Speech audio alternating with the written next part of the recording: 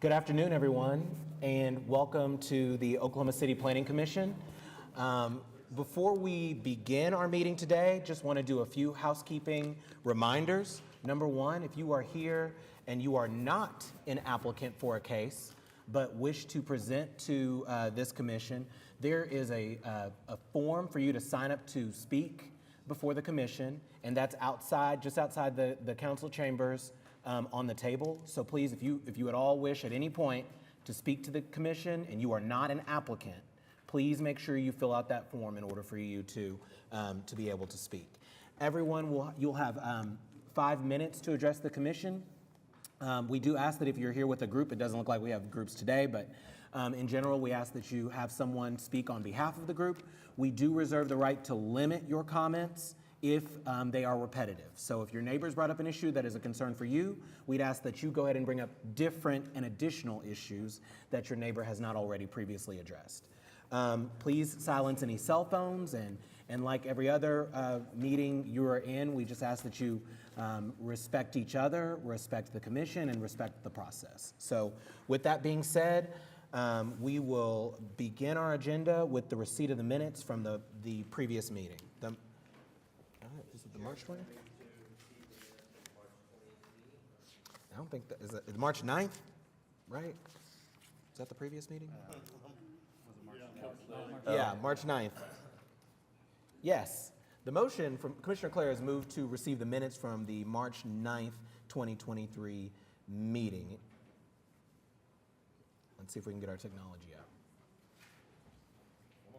It's not on my screen. Refresh, nothing. Okay, there we go. All right, I'm seeing it. Please bear with us while we work through the technology. I'm not seeing any option for me to.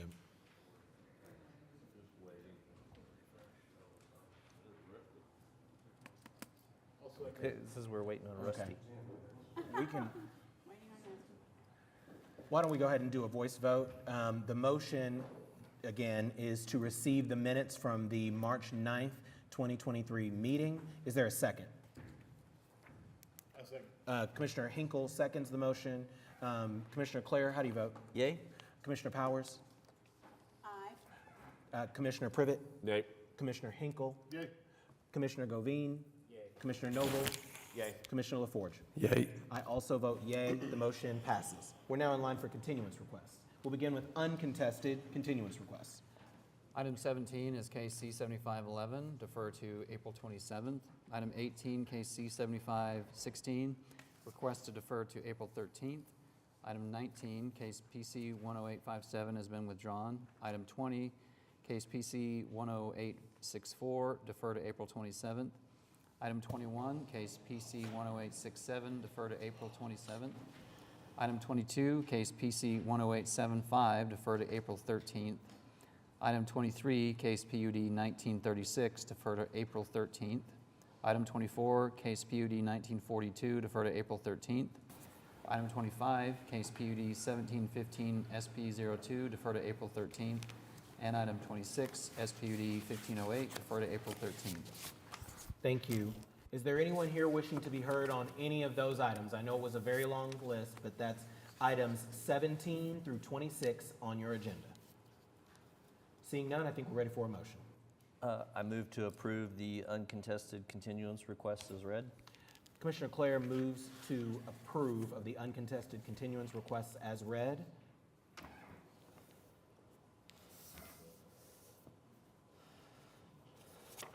We've still got.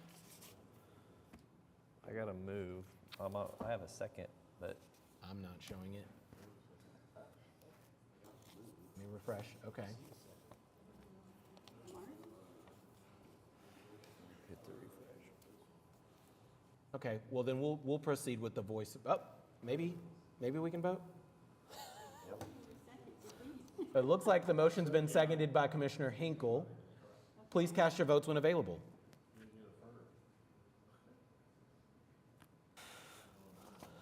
Okay. All right. Guess we were able to vote. Was everyone able to vote?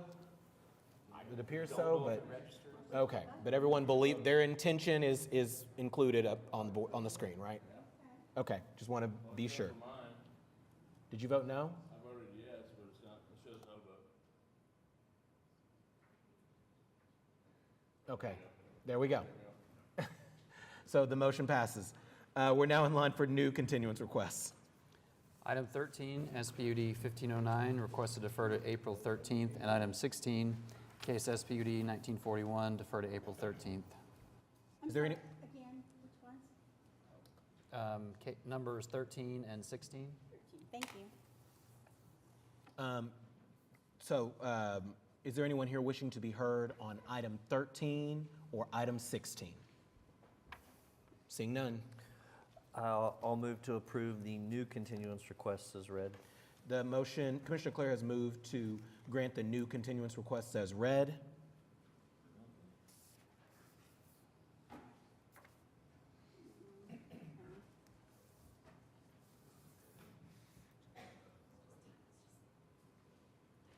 Oh, okay.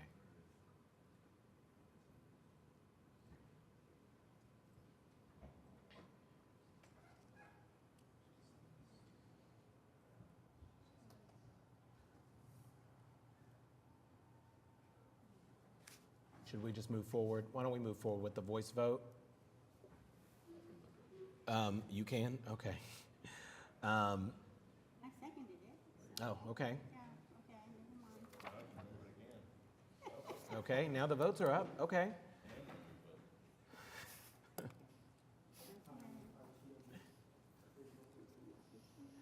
Please bear with us while we're working through the technology, and just appreciate all of the staff help as we try to work through that technology. But for the sake of the record, let's just go ahead and move forward with the voice vote while we get all of this assistance.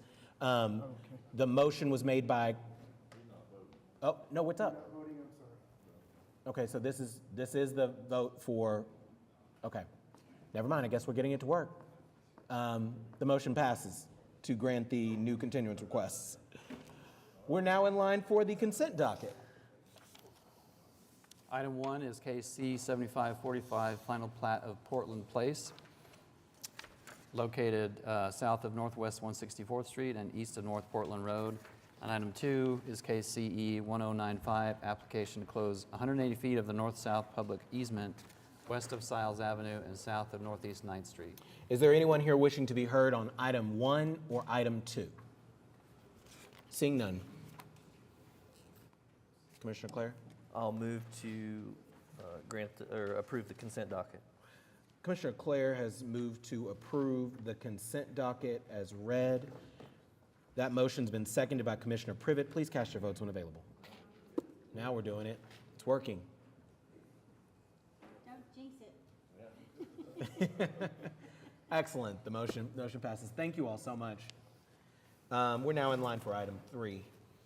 Item 3 is case C 7544, preliminary plat of Avalon at Oklahoma City, located north of Northeast 23rd Street and east of North Kelly Avenue, and a variance to section 5.3.1.d.5 of the subdivision regulations. Good afternoon. Kendall Dillon with Crafton Toll, representing the applicant. Obviously, preliminary plat application. Site sits about a quarter of a mile east of Kelly on the south side of 30th Street. It's 21 acres, currently zoned R1. The plat that you see before you contains 77 lots. So that's about 3.5 dwelling units per acre as far as density goes. It conforms to the subdivision regulations, the zoning, with the exception of, you'll notice on TE number 2, we're requesting a variance for a connection or a stub to the west, but there's a large stream that you can see. The elevation difference between our street and our western property line's about 20 feet. So we just physically cannot get a street in there and get it to work. So that's the reason we're asking for that variance. But staff recommends approval, and we'd ask the same. Thank you, and this is in my ward. My question is, I'm obviously in support of great new neighborhood. I think that's great. I'm just curious, any pushback from the neighbors, any conversation with the neighbors? I'm sure notice went out to Yeah, we've obviously a not lot of- heard from anybody as far as any protests. Well, it definitely is welcome to have new housing in this area, so that's greatly appreciated. I think we do have some neighbors, though, signed up to speak. Any questions, comments from commissioners? Then I think we will hear from our neighbors. First, Herschel Brown.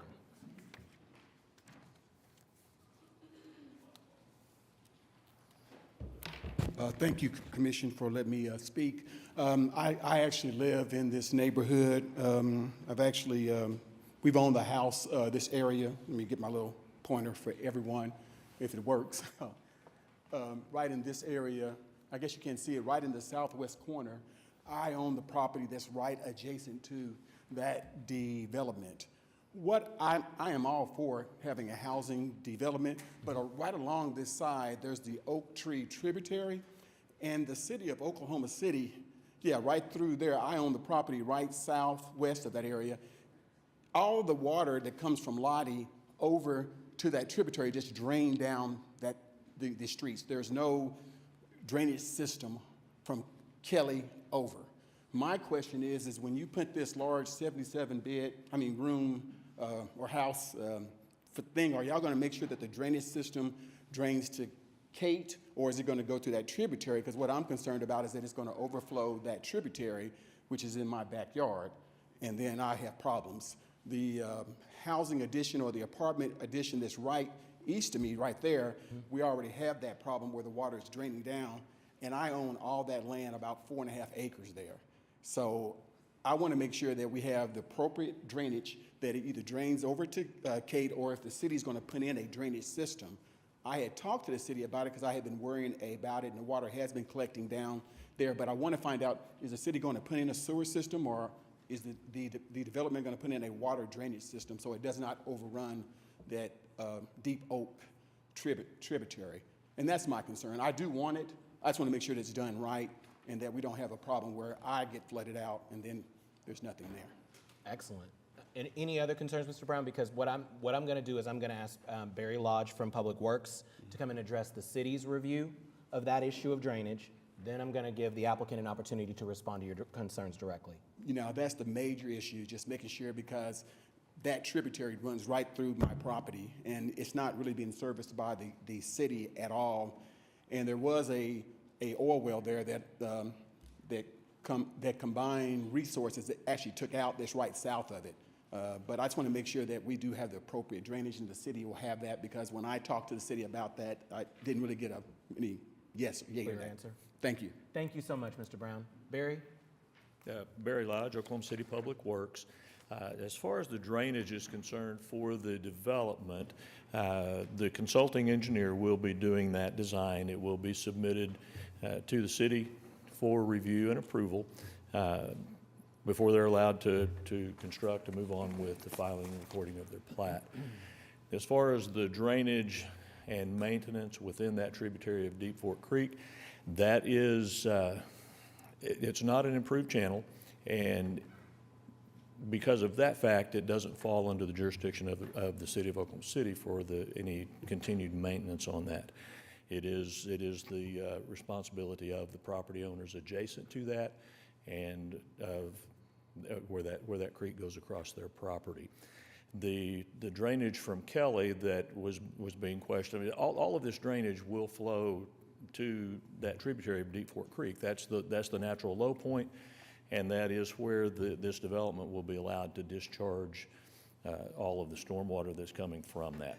They will be required to comply with all of the requirements of Chapter 16, which is the drainage ordinance in the municipal code. So if I'm hearing you correct, as it stands with the concerns that Mr. Brown was bringing up around the problems with flooding from the tributary onto his property, and I'm guessing the other neighboring properties, that is the responsibility of those property owners, not the city of Oklahoma City, as it currently stands. Yes, sir, that is correct.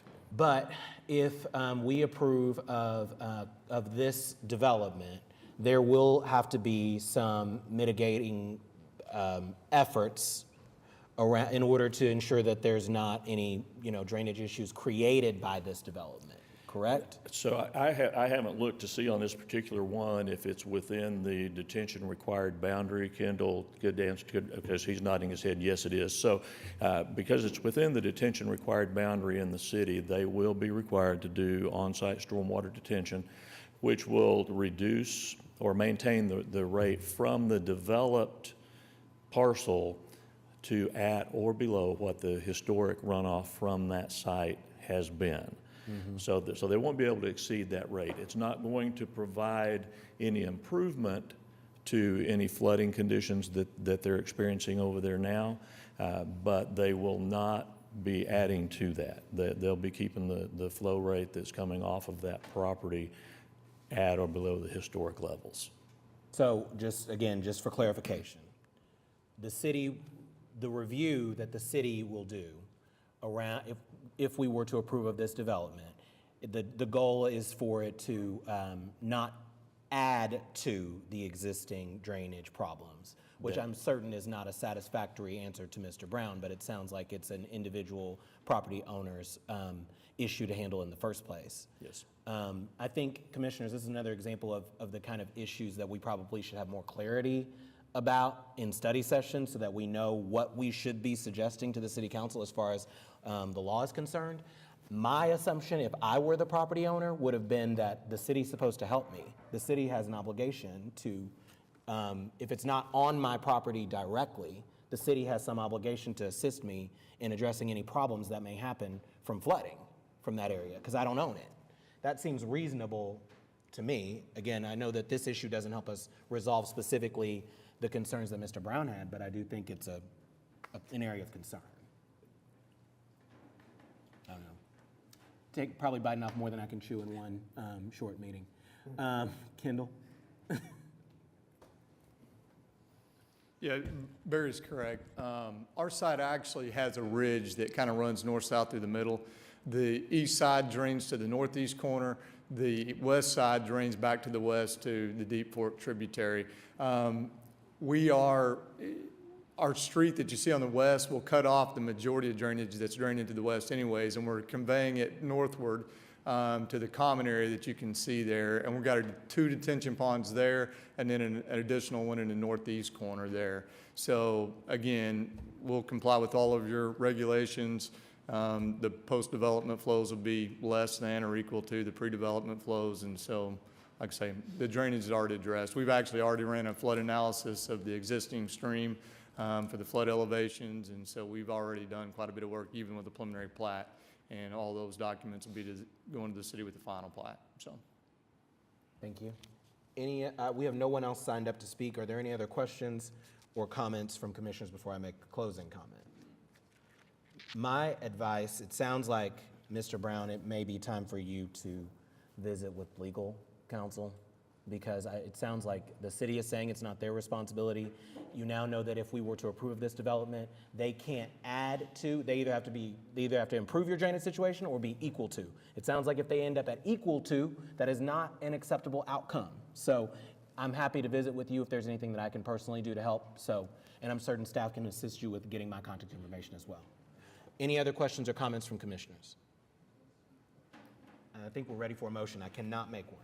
And we'd have to start with the variance. Correct. I'll move to approve the variance to section 5.3.1.d.5 of the subdivision regulations. Commissioner Claire has moved to approve of the variance to section 5.3.1.d.5 of the subdivision regulations. That motion's been seconded by Commissioner Govine. Please cast your votes when available.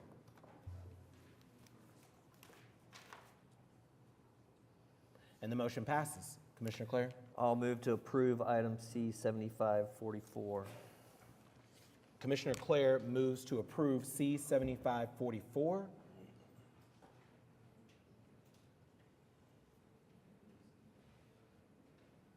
The motion's been seconded by Commissioner Powers. Please cast your votes when available.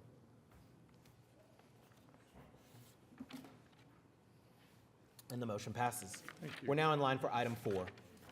Item 4 is case PC 10870, application to rezone 3037 Northeast 23rd Street from I-2, R1 and C3 to I-2. Thank you.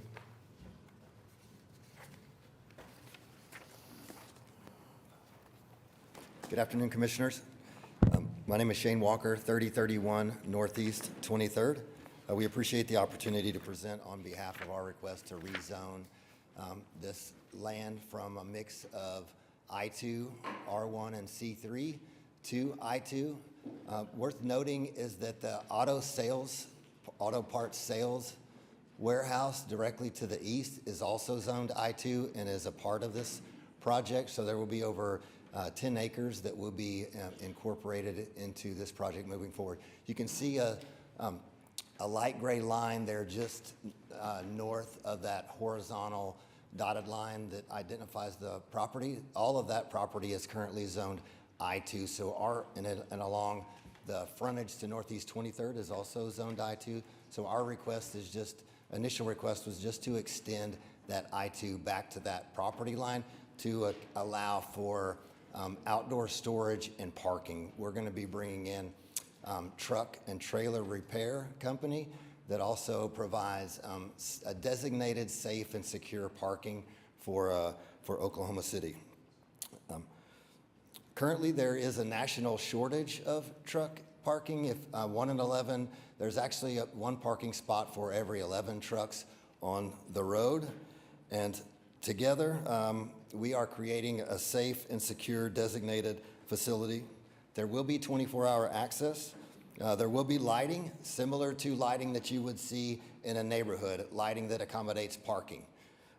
There will be security, there will be a camera monitoring system, and there will be a required 15-foot setback between the industrial property and the residential, where we will maintain a natural evergreen buffer that is already occurring between the properties.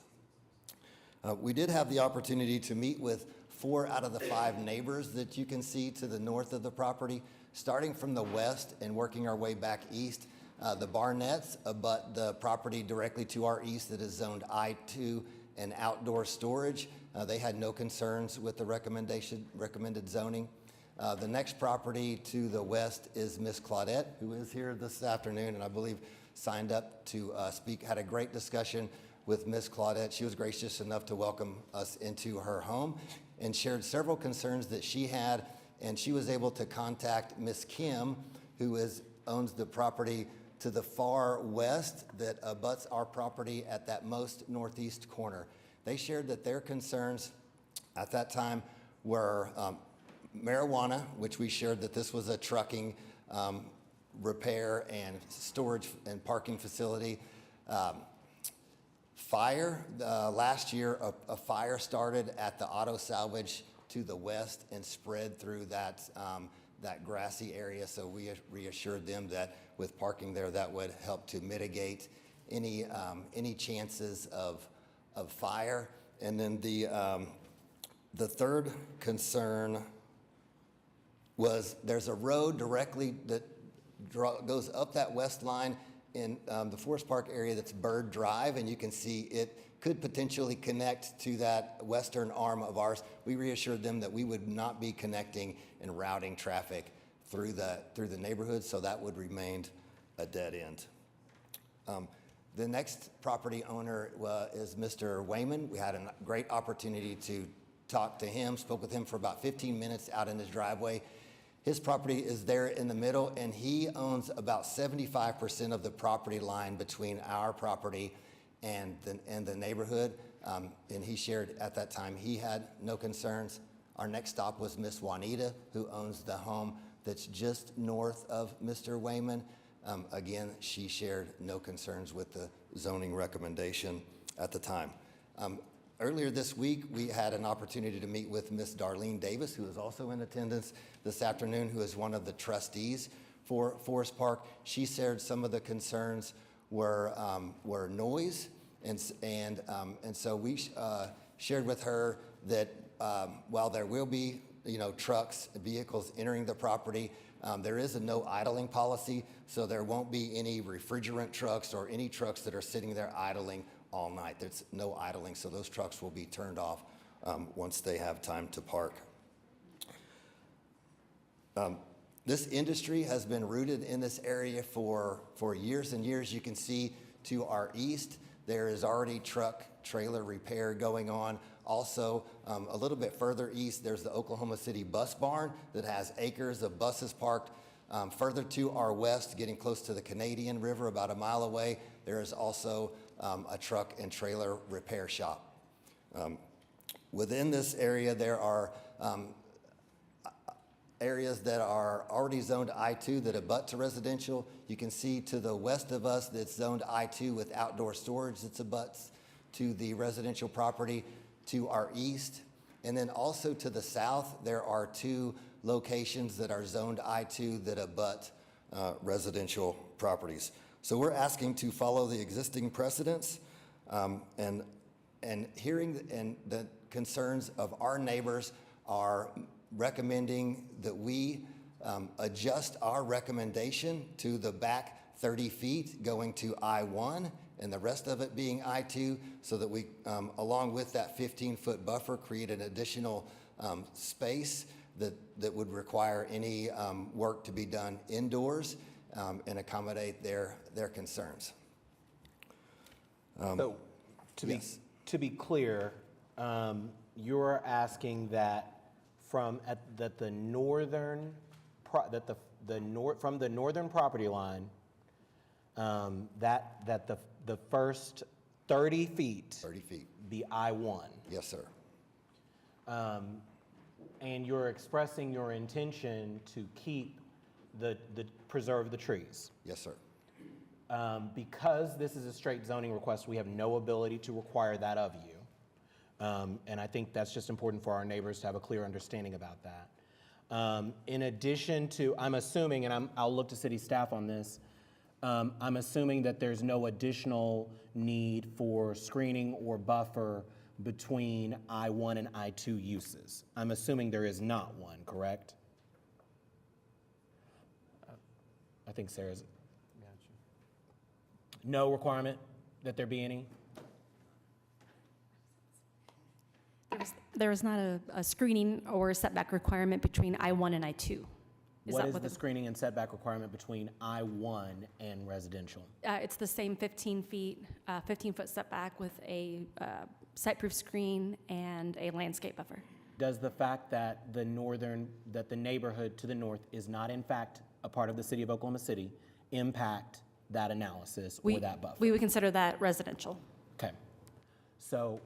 So if we were to take the first, sorry, Sarah.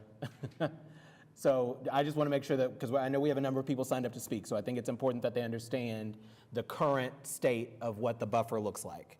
So if we agree to say that they can rezone the first 15 feet, the buffer between their homes, their property line, and that I-1 is what? Okay.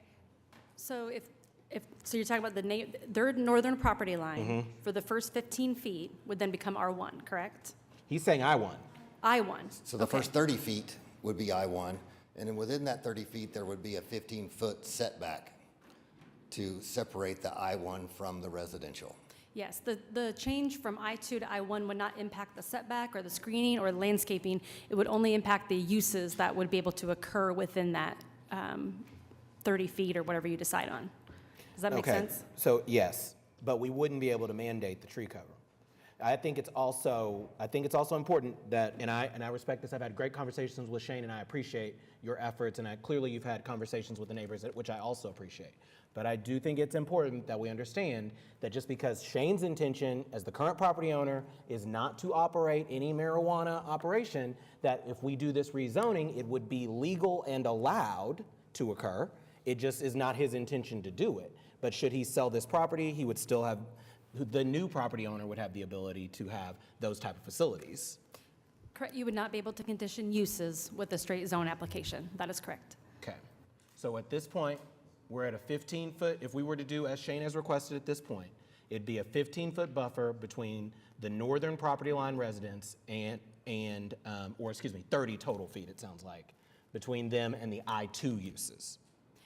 Yes, Okay. if they're proposing 30 feet of I-1, then you would have a 15-foot buffer from the neighbors, and then I-1, and then the I-2 could begin 30 feet from the north property line.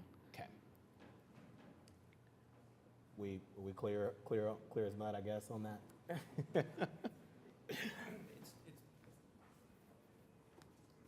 achieving, it sounds like the same intent as the 15-foot R1 with the additional 15-foot setback, but I think there might be some subtleties that's, did you have something to say on that, Janice? Or sorry, Commissioner? Yeah, I-1. So Yeah, then yeah, the the- uses would be different. When we had discussed it in the past, there was a different proposal, which was 15, leaving the northern 15 feet R1, which then has a further 15-foot setback from the R1. This I-1 is a slightly a new version of it that I just want to make sure we understand what the difference between those two And we would be would be. happy to accommodate either of those. The project can allow for about 30 feet before it is a no-go. So whether that first 15 foot is R1 and then we start the I-2 and we have an additional 15-foot setback, I think we have, 30 foot to work there, so we would be more than happy to Yeah, accommodate I would that. certainly prefer strongly prefer the R1 to the I-1. It But it feels that won't it affect offers more consistent protection to the neighbors. That's why I raised. One of the big differences in I-1 and I-2 is you can't outdoor storage. So Absolutely. really, we're just moving the view of outdoor storage 15 feet further south. Yeah, So It's that's true. neither good nor bad. I'm just pointing out that we're not hiding anything. yeah. That's why I think it's even more reassuring for it to be R1 instead of I-1, so that there's no confusion about what unintended uses we may approve of if we were to approve of this as it's currently being. I did just hear from the neighbors that they would prefer that as well, so I would like to make the recommendation that the northernmost 15 feet be R1, and then the remainder be I-2, where we would start our setback an additional 15 feet. Okay. Any other questions for the applicant before we go to hear from our neighbors?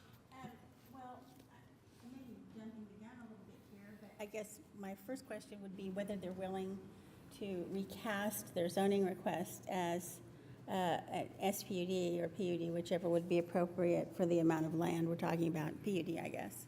Because I really applaud your efforts to have met with the neighbors, to have worked out these issues with them and make your explanations and make clear what your intention for the use of the property is. Unfortunately, zoning is forever, at least until we revisit it. And we do not have the ability to memorialize the modifications that he is willing to make, but is not required to make. So I would really much rather see this application as a PUD where those things can be built into the zoning. It's a good point. You want to respond to that? Yeah, I would also like to share that we're in discussions with Ms. Davis to meet and have a town hall with Forest Park next week. So I think this is definitely about building the relationship and preparing for the next step.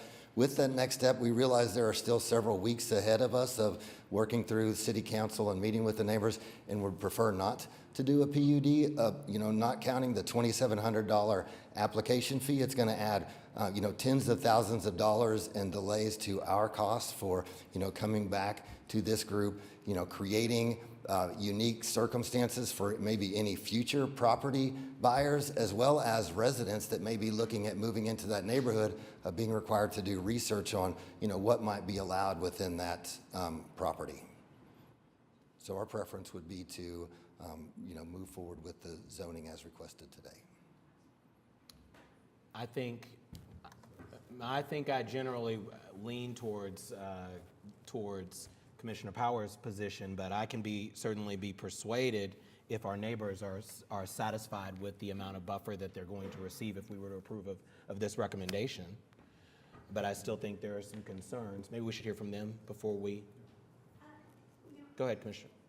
I guess I was very pleased to hear him indicate that there was a no idling policy in place, having lived fairly close north of, and so in the wind pattern of a facility where trucks were parked, especially refrigeration trucks and that kind of thing. It is incredible how much noise those things make. And so, that is one condition for approval of this kind of zoning that I would need to see built into the zoning. A policy is fine, and that's wonderful, but the use wouldn't even have to change. Someone else could come along and buy the facility as is and continue to then operate the facility as is and simply not have that same policy. So it's a big deal to me. That makes sense. Any other questions or comments before we hear from our neighbors? Okay. Then we will start with Mr. Warrior.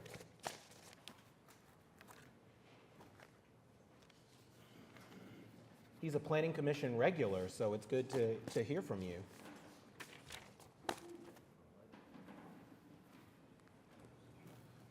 Hello, good afternoon, everyone. But you still have to give us your name and address for the record, though. Yes, sure. Zenithan Warrior, 5712 North Lottie Avenue. North 23rd Street. There's been a lot of discussion already about this 23rd Street corridor they have throughout the area. As most of you know, this section 23rd is on this particular application.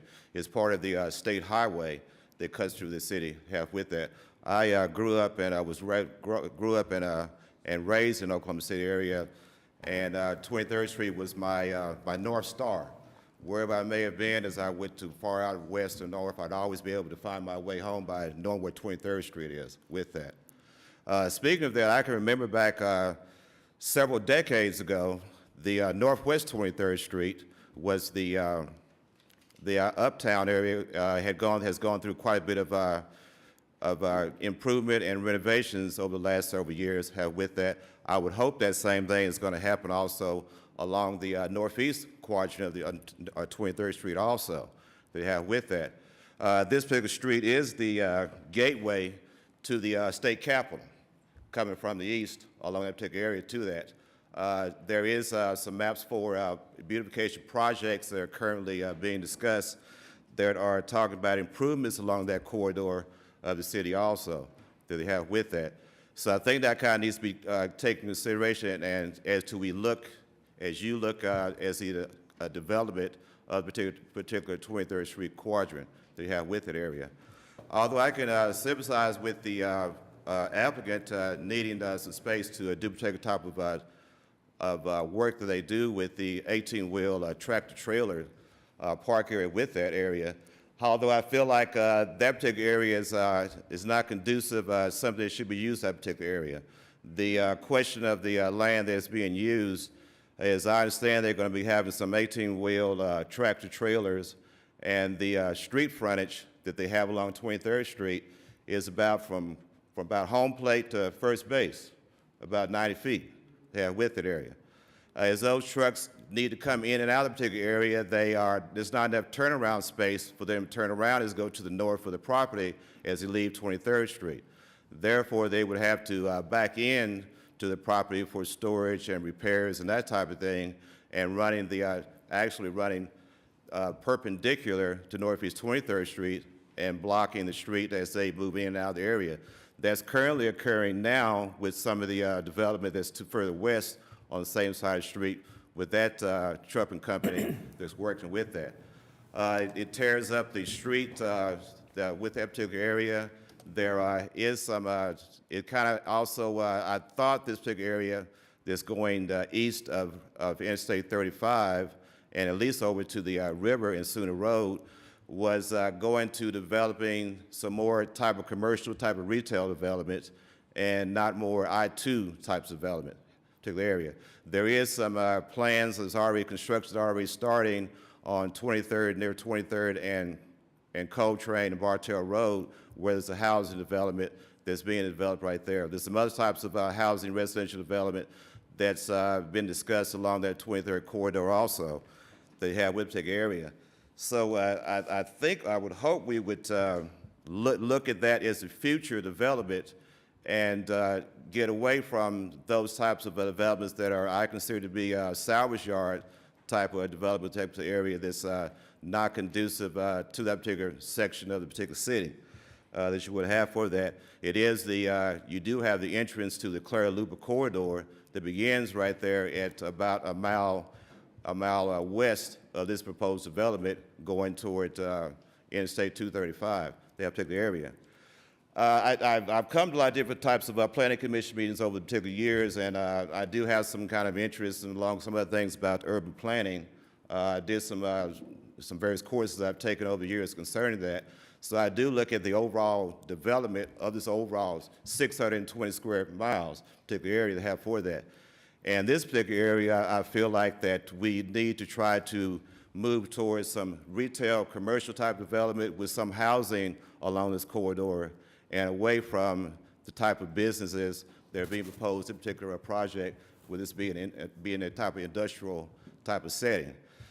Take consideration about 1 minute remaining. Reno Avenue that comes out of Bricktown. 51 years ago, that recycling plant was approved for zoning by your bodies back in 1951, particular area with that.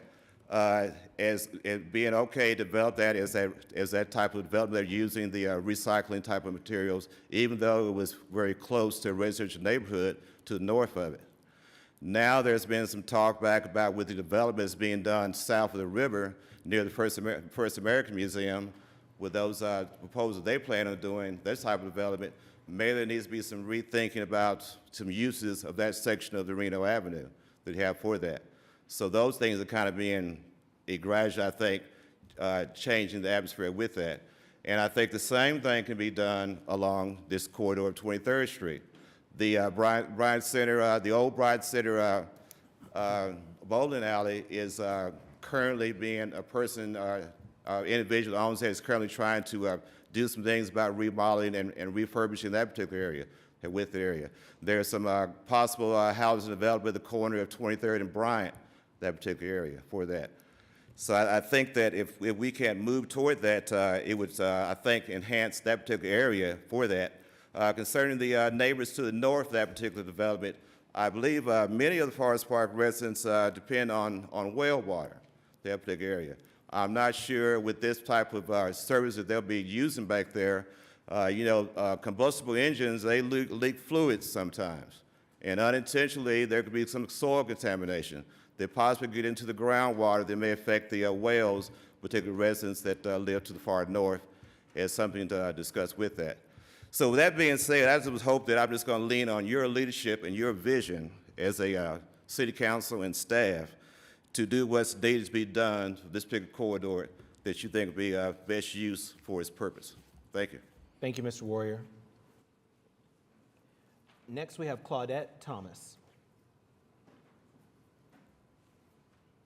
And please give us your name and address for the record, and you have 5 minutes to address the commission. My name's Claudette Thomas. I live at 2701 Burt Drive. My property is actually on the dotted line. I don't know. My concerns were, I 100% agree with what the gentleman just spoke of. That was one of my concerns. And then I did look up the company. When he came to my home, he did tell me it was a storage for trucking. I did look up the company and some of the reviews and the issues that they did have. And although, and on the Better Business Bureau, there was complaints about the security and the maintenance of the properties. And their rebuttal was that not all locations are equal. Not all locations will have the same type of security. Not all locations will have the same type of lighting. And so, and they also said that each driver were to check with those facilities to see if those standards were up to what they needed. So there's no guarantees for what, my issue is there's no guarantees to what we are to foresee with the company being there and with the neighborhood backing up to my backyard and my neighbor's front yard. Being just that we have small children, there's a lot of elderly, just the noise control, it will increase traffic, external factors, it's a trucking company, just the type of in and out, many out-of-towners whatsoever that comes along with that. And just really the security, because I think that will bleed over into our neighborhood. I guess I'm just going to ask you this, and I'm not asking you to negotiate against yourself, so you feel free to tell me, Kamal, nope, I don't agree to anything you have to say. part of our discussion has been about, number one, they'd be required to put up a site-proof fence between your property, your neighbor's property, and their operation. They're also saying right now that their intention is there would be 30 feet between your property line and where they could begin these operations with the trucks. What are your thoughts on that? I'm not sure 30 feet is going to be exactly enough. It's very visible from my property. And since the fire. Even with the tree cover? Sorry. Well, no, a year ago with the fire, most of that tree coverage is gone. Gotcha. So And Google Maps is behind where here. Before, we did not see much of what was going on that side. It's very visible now. And we have some issues along with the other salvage yard that's there that needs to be addressed as well, You're talking about the one to the east or to the west? to the east. Because it sounds like that's going to be part of this development. So it sounds like they're going to do something about that to They're just incorporate going it into next the. to, from my understanding, what he told me, they're just going to go and butt right up to that one. And Oh, okay.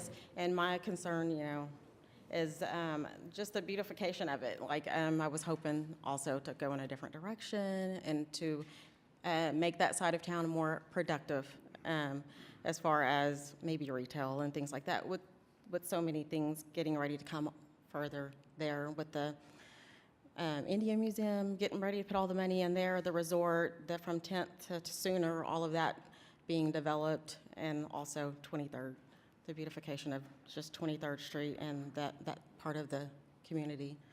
And so with that, it just seems like it's going to be stagnant, just not really what we want it to see in our backyards. Those are the concerns that I have gotten from my neighbors. So, Thank you. thank you. We appreciate it. Next, we have Hugh Smith.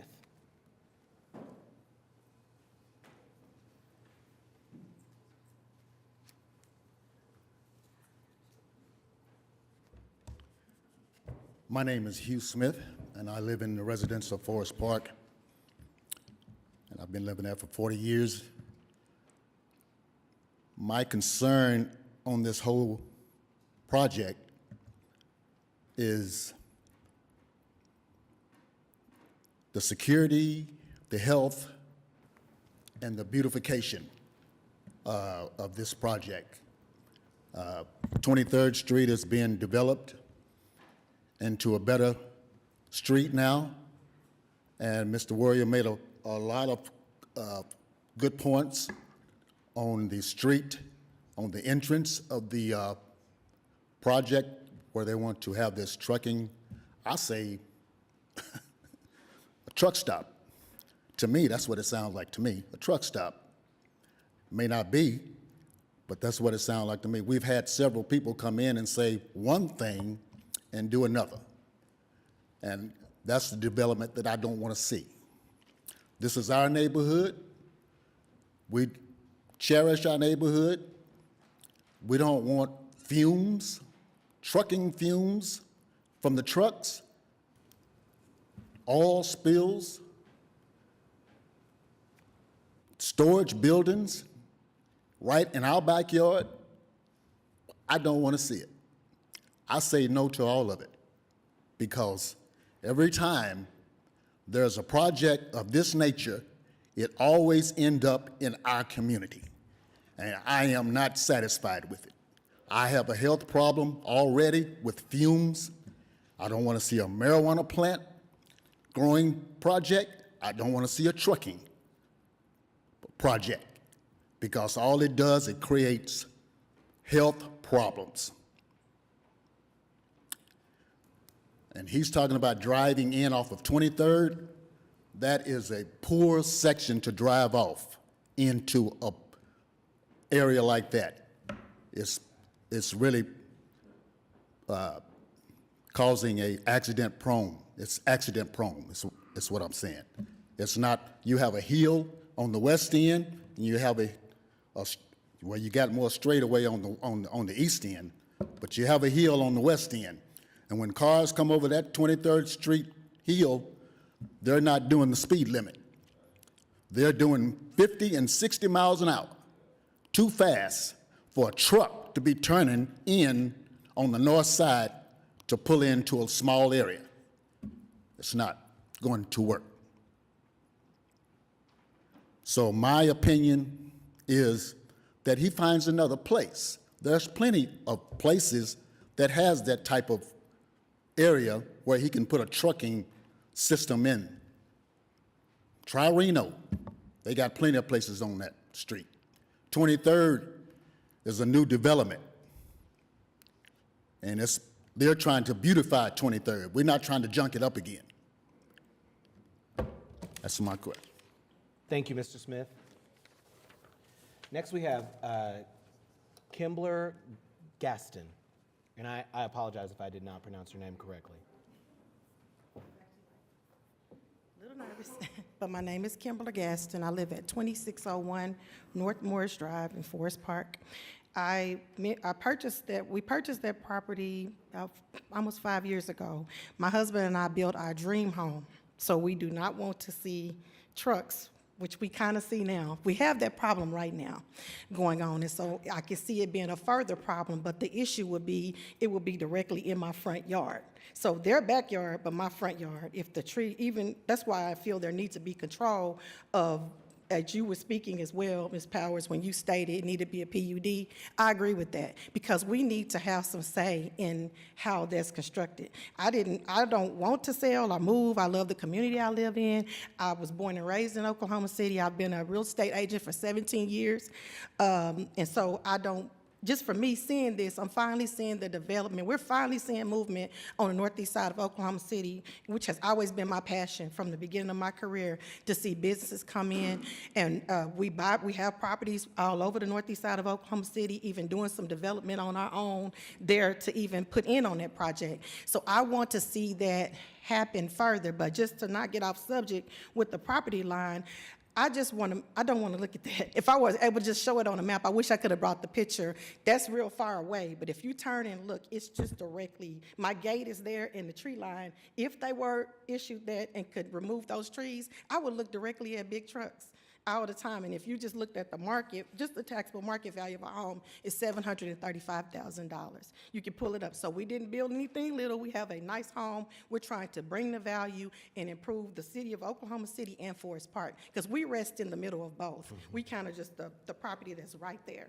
And so I just wanted to make sure that I'm putting that forward, and I don't agree with it being there either without, maybe continuing doing another meeting to move forward, but the PUD is probably the way that I'm going, because I feel like they can still change it, because if it changes ownership, then the next person could change what happens, and then we're completely affected, and there's nothing we can do. So that's why I'm asking you all to consider that. Thank you. Thank you. Those are all the people that we have signed up to speak. Do you want to respond to some of before we let the Our commission? tenant actually came in, and I think there's been a lot of maybe questions about the operation, so I'd like to give him maybe a few minutes to share. Okay, but I'll be honest. I appreciate learning more about how the operation, how you conduct business. But I think that the primary concern is about what this commission can and cannot mandate of your operation. In the current request, we have no authority to require anything additionally of you. And so I think that's really the bigger issue than any reassurance that your current operation is above board. So I just want to be clear about what the issue is. I want to agree that while it's great, you've heard it loud and clear, that with the straight zoning, it doesn't matter whether your business is great because the next one might not be. So we've gone a long time. I don't know that, I'm going to be under the assumption you have a great business. But even with that, it's got to have to be a PUD, not a straight zoning, in my opinion as well, and I'm hearing most of the commissioners. Sounds like that's probably most of us. The only thing I wanted to ask for now, and I think it's maybe the city staff, I'm seeing mixed zoning currently. I'd like to know more specifically what it is right now. It says R1, I2, and C3. Exactly what is what there? If that is predominantly R1 currently, then I'm even more sympathetic of the neighbors that they established this with a lot of R1. So where is the R1 currently in this odd-shaped, yeah? I can answer that, Sarah Welch, Planning Department. The R1 is basically the large block just south of there, and then it stretches down the east side and wraps around the C3 along the corridor. Yep, right there. And then on the west side, the strip that touches 23rd Street, there's a teeny little strip of R1, and then the rest of that is I2. Okay, thank you. To me, even if it's a PUD or a SPUD, I'm concerned with all of this. If that is currently residential and these neighbors have been building and investing on that being residential, 30 feet is not near enough, and you said this isn't doable with less than 30 feet. To me, that whole residential block there needs to be residential, or it needs to be something much less intensive than anything anywhere near I-1 or I-2 or a trucking business or anything. So if the only way you're doing your potential deal is with 30 feet, when you come back with a PUD or a SPUD, which I think we're going to be recommending at best, I'm not going to be in favor of anything that's a mere 30 feet from these neighbors. Do we want to, would you still like your, the person you brought to speak? Do we want to just see where the rest of the commission is, or? Yeah, do you mind? We'll give you that option. Good afternoon. Just need your name and address for the record. You have 5 minutes to I'm address Keith the Crystal, commission. the owner of StoreMyTruck.com. We are in 76 locations around the United States. We have come into numerous states and numerous cities over and over. I want to kind of describe our business to you, if I can. Please, sir, only very brief. I'm sorry to interrupt, but No, was I not clear that it does not matter what your business is? You've asked for rezoning that will apply to any business, no matter how horrible the business may be or how great it may be. Sure. So the interest of our time, I really don't know that it helps for us to hear about your specific business. You've not applied for something that is specific to your business. All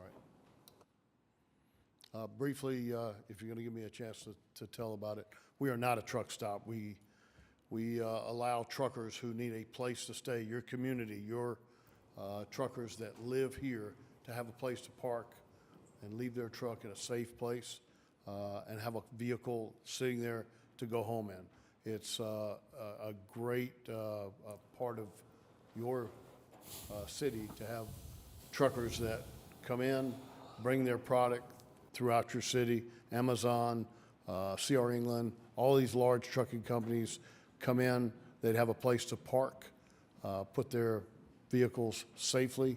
We don't allow any idling at night. We don't allow any, we make the place very secure, fenced, and that's pretty much the way it is. It is not a truck stop. I'm happy to answer any questions about it, but if that's something. And you can look us up online, StoreMyTruck.com, very safe place. We have over 25,000 truckers that use our facilities. And as we spoke earlier, trucking does not have enough truck parking, and that's why you have trucks parking in your Walmarts, your exit ramps, and park all over your city. By having a good, safe place to park, that a lot of that will end. I have a question. I'm assuming you're going to take access with the trucks on the east side of this where the long strip is? No. Where will access, I mean, that's an awful they'll long come in. strip to, That long strip, that long road on the right side, we're not going to use it. okay, where will the trucks turn in They'll to come in take right in the access? front of the building, right beside the building going in. Okay.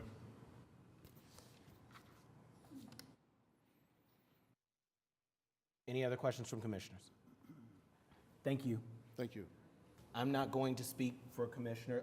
Well, let me take that back. I am for just 1 second, and then I want you all to say whether I'm on the right track or not. I think what I'm hearing is you have 2 choices. The first one is to take a continuance, go back and work on a PUD. And it sounds like there are going to be a number of issues you'd have to address. The security, the landscape buffer, the noise, the pollution, the entry on, the site layout, the entry and exit plan for the vehicles along 23rd Street. It sounds like there are a number of things that you'd have to be prepared to address through that PUD. So there's one thing, and it sounds like a majority of this commission is supportive of a PUD. If they were at all supportive. Then your next option is, because it does sound like you are on a time that you're concerned about the amount of time that process would take. Your other option is to potentially take a recommendation of denial from this commission, which would still mean that you'd be able to go to city council with your proposal as is. I will say, and I am not this is just my experience of being on this commission, is that based on the proposal you currently have and the level of opposition that you currently have, I would not expect a favorable response from at least our city councilwoman who represents Ward 7. So I think there are some headwinds should you choose to go with the proposal as it's with your current request, but the choice is still yours on which direction you'd like for us to go. Is that representative of where we are, commissioners? We appreciate your guidance and would like to take a continuance. Come back All to right. the PUD. Then I think we're ready for a motion. I'll make a motion to continue. I'm sorry to belabor just a moment, but I will say, I don't want to, maybe it's just myself, but a PUD that matches what you said but it makes it binding, I would still vote no against. 30 feet will not be enough and all these different uses. That still would not be acceptable to me, even if it came back as a PUD. So it's not just switch it and then it's easy, in my opinion. Maybe some of the other commissioners are different, but I'll make a motion to continue it until whatever you want to recommend. Yeah, I think that's an important point, Commissioner LaForge. If there are other issues, I know I named a few, but I think that's a very important point that Commissioner LaForge just made about his position. Are there any other issues that the applicant should be aware of before we move forward with moving with this continuance? But I think that's important. Go ahead, Commissioner Privet. Well, it's mostly R1 at the moment, so, that's my biggest hang-up right now, Yep. Okay, next to R1. yep. So motion to continue it until whatever date you want to recommend, or do you guys have something in mind? If you're converting it to a PUD, and we can get everything turned in quickly within like the next 2 weeks, then we could put them on the 27th of April. Okay. But in order to have that complete master design statement to a point where neighbors have had time to review it before we notice, the next date would be May 11th. Why don't we go ahead and say the 27th, and then, there'll be some community meetings, and so if we are ready, then you still have that option, and if we're not ready, then obviously we'll keep continuing it. Thoughts on that, commissioners? Okay. Motion to continue to April 27th then. The Commissioner LaForge has moved to continue this item until the April 27th meeting of the Planning Commission. That motion's been seconded by Commissioner Noble. Please cast your votes when available. And the motion passes. And I'm certainly happy to help in facilitating any further conversations with the neighbors about concerns. Happy to continue to visit with you and staff and all of that. So, Thank you, Commissioner. thank you. I would also like to be involved in that process if it's possible. Absolutely. Yeah. Thank you, Commissioner Powers. Thank you all. We're now in line for item 5. Item 5 is case PC 10874, application to rezone 1106 Northwest 115th Street from R1 to R2. Good afternoon. Kendall Dillon with Crafton Toll, representing the applicant. This is a 4.5 acre site that's located obviously just south of Northwest 115th, just east of University Avenue. It's currently zoned to R1. The request before you today is to rezone that to R2 to obviously allow for a duplex development. The preliminary plat that's a companion item is obviously the next item on your agenda. If you look at, we're obviously joined on the south by R2 zoning. On the east side is a PUD that allows for multifamily. If you look at your overall map there, you're going to see a lot of R2 as well as multifamily. So as reflected in the staff report, it's consistent, it conforms to the comp plan, it's compatible with the development pattern in the area, and so staff recommended approval, and we'd ask the same. Thank you. This is in my ward, and I am in support. I think this is not I think the benefit here is there's a lot of non-traditional uses that surround it, including the R2 that's on the south side.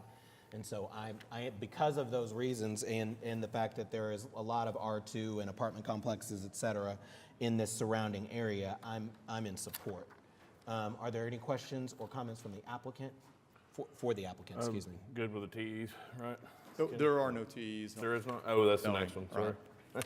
That will be next one. Any other questions or comments? We have no one signed up to speak. All right. Mr. Chairman, I'll move to recommend approval of item PC 10874 to City Council. Commissioner Clare has moved to recommend approval of PC 10874 to City Council. That motion's been seconded by Commissioner Powers. Please cast your votes when available.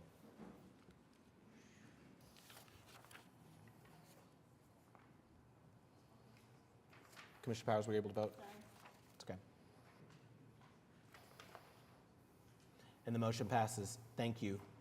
We're now in line for item 6. Item 6 is case C-7543, preliminary plat of University Place, located south of Northwest 115th Street and west of Northwestern Avenue. Again, for the record, Kendall Dillon with Craft & Toll. Obviously preliminary plat, 36 lots, again, conforms to subregs, the zoning, if approved by council, and there's 2 TEs that we're in agreement with, and be happy to answer any questions. Thank you. Same, and I am in support. Questions from commissioners? Commissioner Clare. If there's no one here to speak, I will move to approve item C-7543.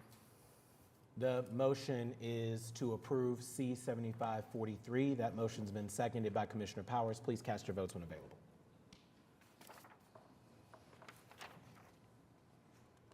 And the motion passes. Thank you. I will remind anyone who's here who is not an applicant, who wishes to address the commission, please remember you have to fill out one of these forms if you'd like to address the commission.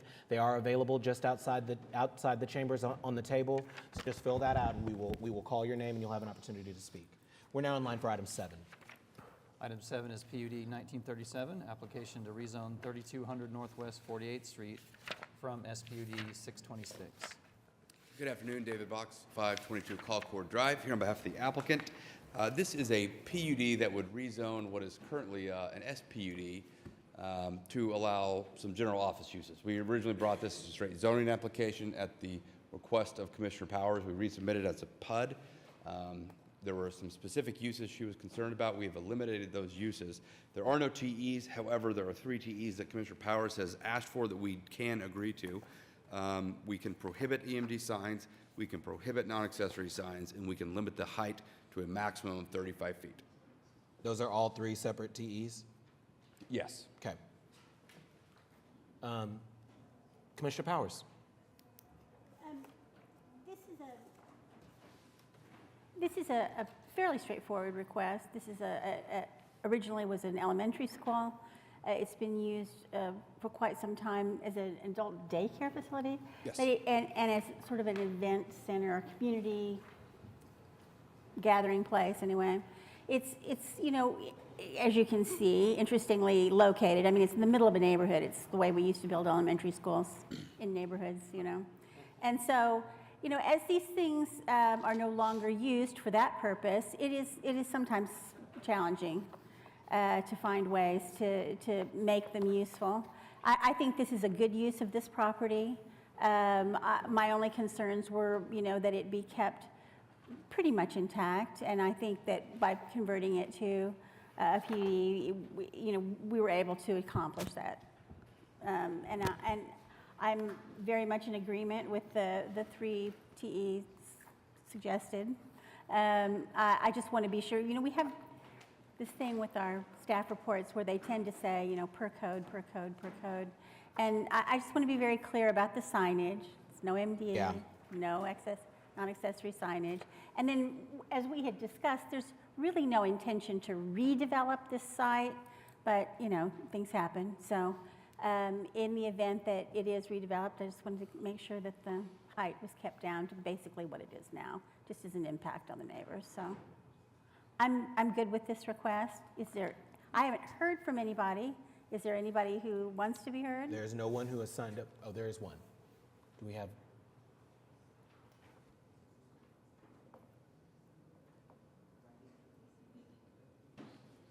I don't think my I've name is I've Nancy received a form, Jones, but- okay. 3701 Southridge Lane.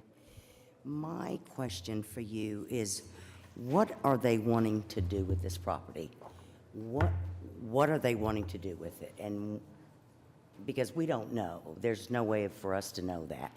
We don't live in that area any longer, but I have a rental property there that I just would like to know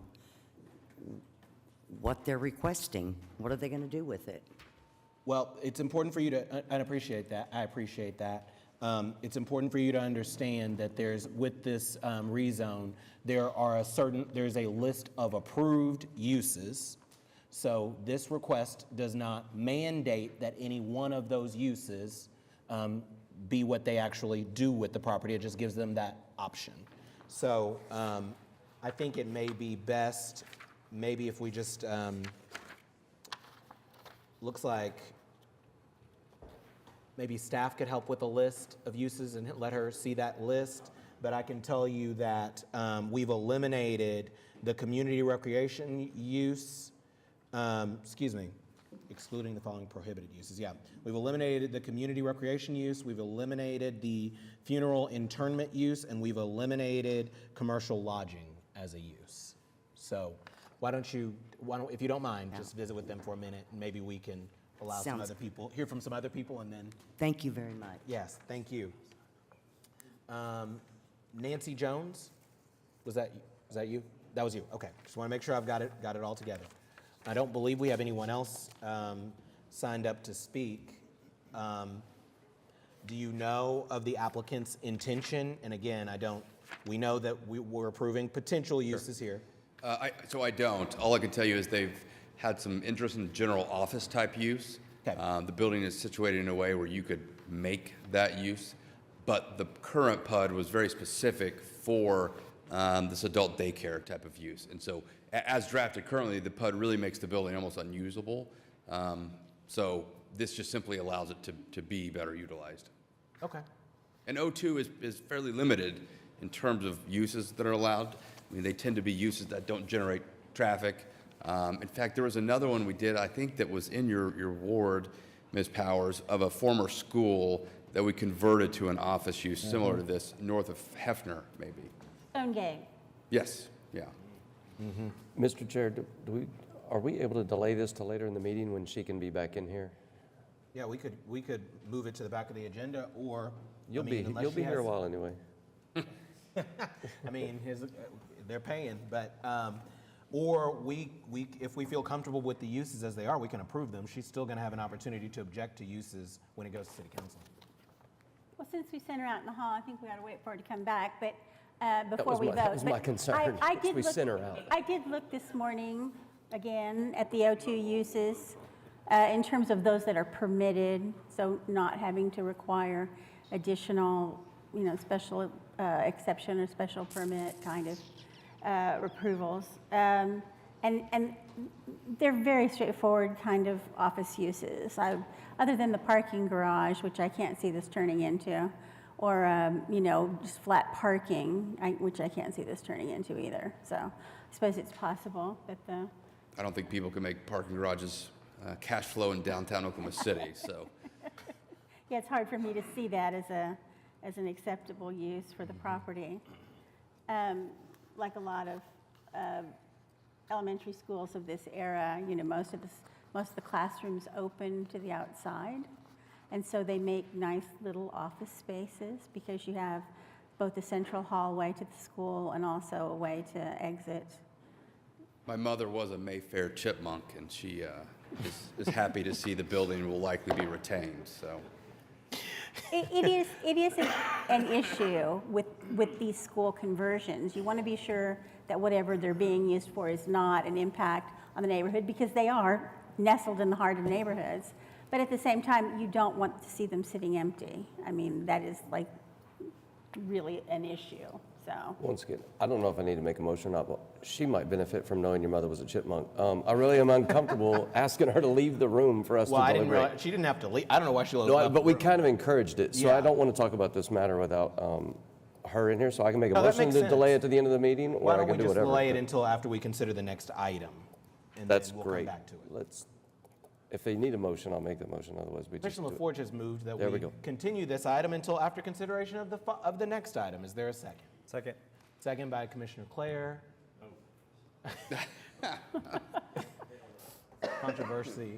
Controversial things here. Do we want to do a voice vote, or do we?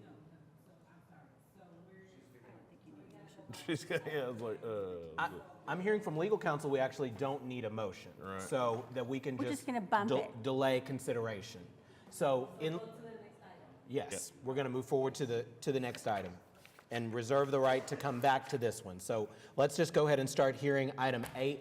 If possible, can we have Ms. Jones just come back into the room? So that she's in here to hear our discussion? Okay, maybe David went to get her. Item 8. Item 8 is PUD 1938, application to rezone 14603 North MacArthur Boulevard from PUD 1882 and R1. Good afternoon, Mark Zitzow with Johnson & Associates. Address is 1 East Sheridan. As the next applicant, I appreciate that move. Thank you, Commissioner LaForge.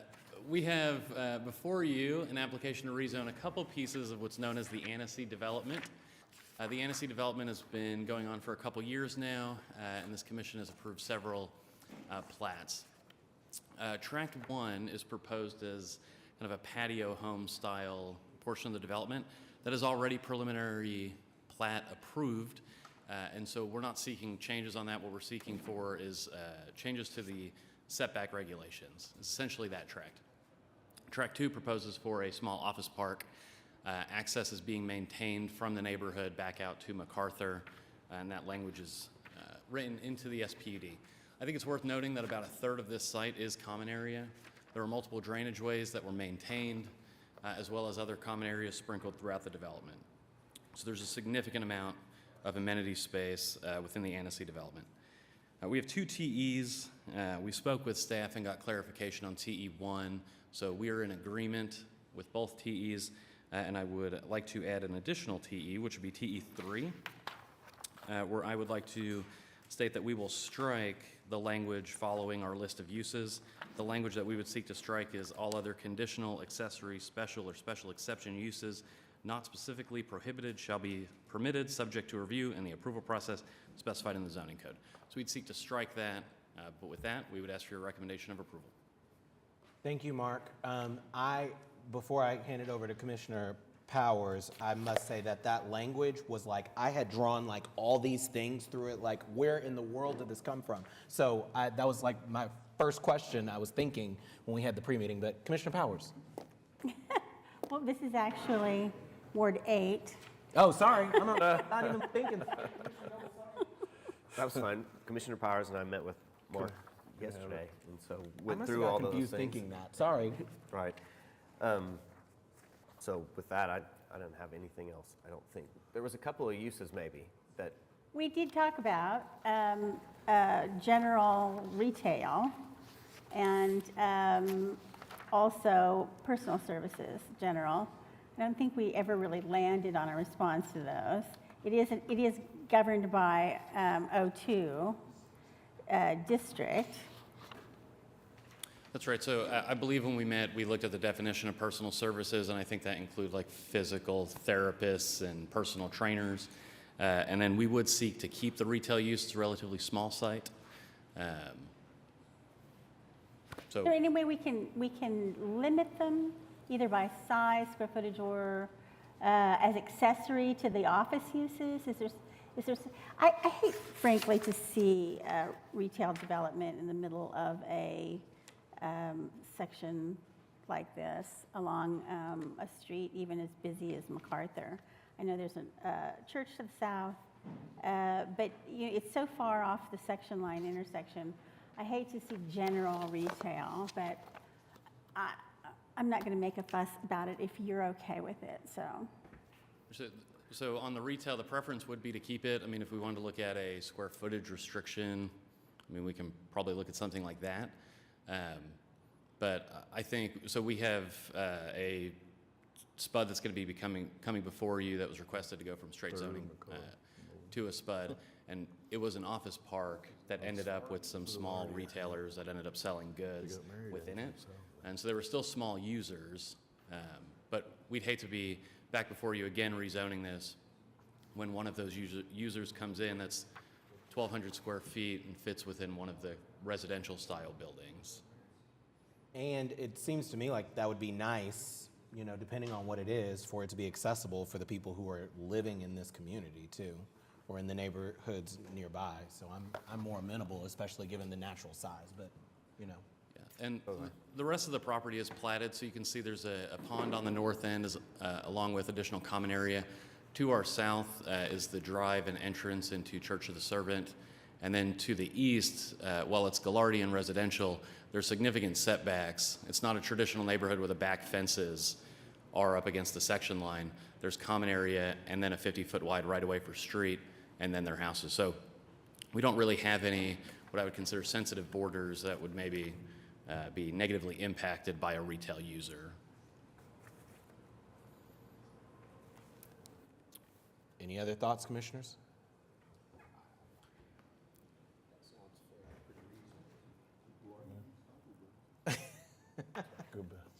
My mother's not a chipmunk, but I believe she's supportive of the project as well, if that gets us anywhere. I got married in that church, so, you know, we got something. Great. We're doing bonus facts. Yeah. Or Mark, did you that's the spell theme MacArthur of this planning on this commission meeting. map? Did you Sorry? spell MacArthur on this map? I did not spell MacArthur on that map. Third Boulevard, Macar? Yeah, something happened with that label, huh? Bizarre. I don't. We'll have a talk back at the office about that one. I don't believe we have anyone signed up to speak. As a production Commissioner manager, Noble? I just, Yeah. With that, I'd like to Kitchen stuff. recommend approval of PUD 1938. With the addition of the TE. T1, 2, and 3. Yes. Commissioner Noble moves to recommend approval of PUD 1938 to City Council with the modified technical evaluations as read into the record. Please cast your, that motion's been seconded by Commissioner Powers. Please cast your votes when available.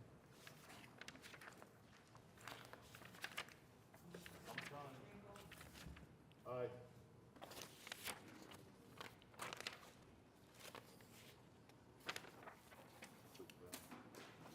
And the motion passes. Thank you. Were we able to find Ms. Jones? I'm sorry? Were we able to find Ms. Jones and bring her back in? Were we not able to find her?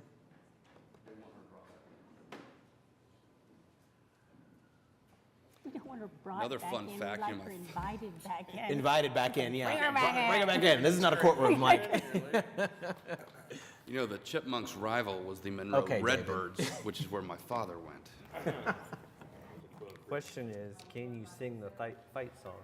No, I can't. But more importantly, Dennis Box, your father, also is a proud Northeast Viking. Yep. As am I. Yep. So, Yep. you know, That's right. Ward 7. All right. She's back in. Any issues? You'd have to come to the mic, ma'am.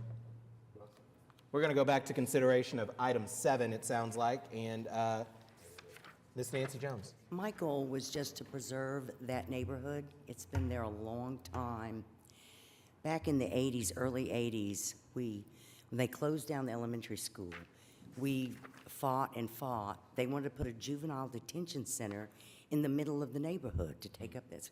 We fought it and won, so they never did it.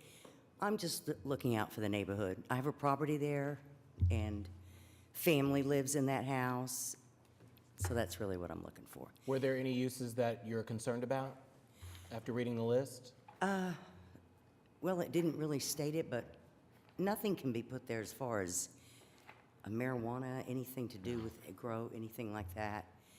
I think I was pretty clear on it. resident. Okay. Yeah. It'll be just general office uses except for the things that are explicitly mentioned in that, and of course I can't get to that page. Community recreation generally, funeral internment, and lodging accommodation, sounds like commercial lodging, so like a hotel or motel of some kind. It's just all residential around it, so I'm just protecting those people that live around it. They've had their homes there for a long time, you know. Appreciate your time, thank you. Thank you so much. Ms. Jones, if you'll ask staff for my phone number, I'm sure somebody would be glad to give it to you. I consider it to be my job to look out for that neighborhood, so if you have problems with what happens here, give me a call. Thank you. Excellent. I think we're ready for a motion. And then I'll be calling you, so. I'm going to move approval of item number 7, PUD 1337, with the addition of 1 TE, 3 TEs, Let me do 3. limiting the height and the signage, no EMD, no non-accessory. So just to be clear, our TEs are to 1, prohibit EMD signing. Yes. 2, prohibit accessory. Non-accessory Non-accessory sign- signage. And 3, to limit the height to, What did we decide? 35. 35 feet. that the height of any signage will be limited to. No, building. Height of any building, excuse me, will be 35 feet. Those are the 3. Those are the 3. Excellent. The Commissioner Powers has moved to recommend approval of PUD 1937 to City Council, subject to the additional technical evaluations as read into the record. That motion has been seconded by Commissioner Clare. Please cast your votes when available. And the motion passes. Thank you. Thank you. We're now in line for item 9. Item 9 is PUD 1939, application to rezone 11236 Southwest 29th Street from PUD 1350. David Box, 522 Colcord Drive. Here on behalf of the applicant, also with me is Mark Grubbs. This is a PUD for a commercial development along Southwest 29th and Mustang. This is an area that the commission knows has seen a significant increase in development, in large part due to the Turnpike, School District, all the things going on in the area. What we've done in this PUD is put forth uses that we think make sense based upon those factors that are occurring. There are 4 TEs, and we did visit with Commissioner Fraley. She's not here, but we did follow up with an email that Commissioner Pennington was also on. So what we're asking to do is to modify the TEs, as I'm about to read. 1, we can't do 20 feet. The site is pretty narrow, so what we asked to do is a 10-foot landscape buffer along the south with all lighting required to be directed away from the residents to the south.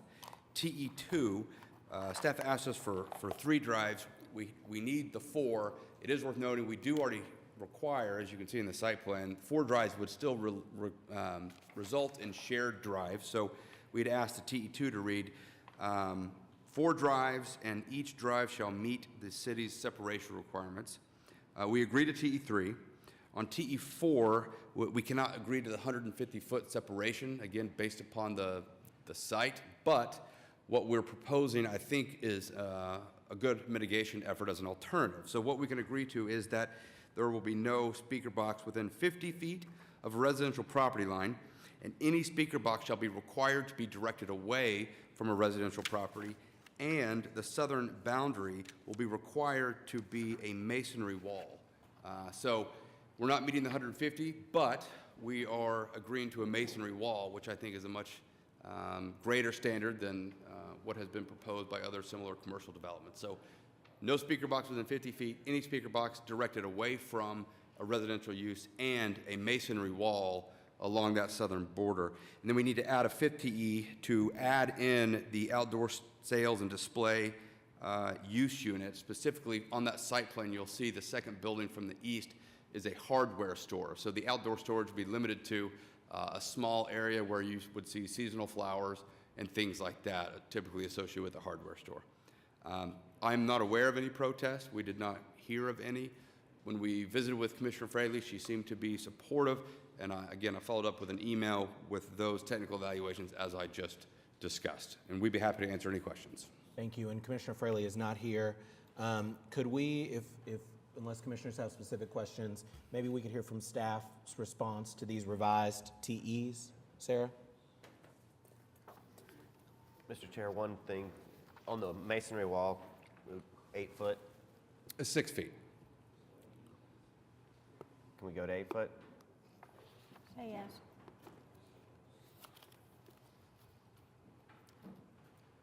Maybe we'll ask other questions, let him text the client. Okay. How will we limit the outdoor storage? Could we go to the other site plan?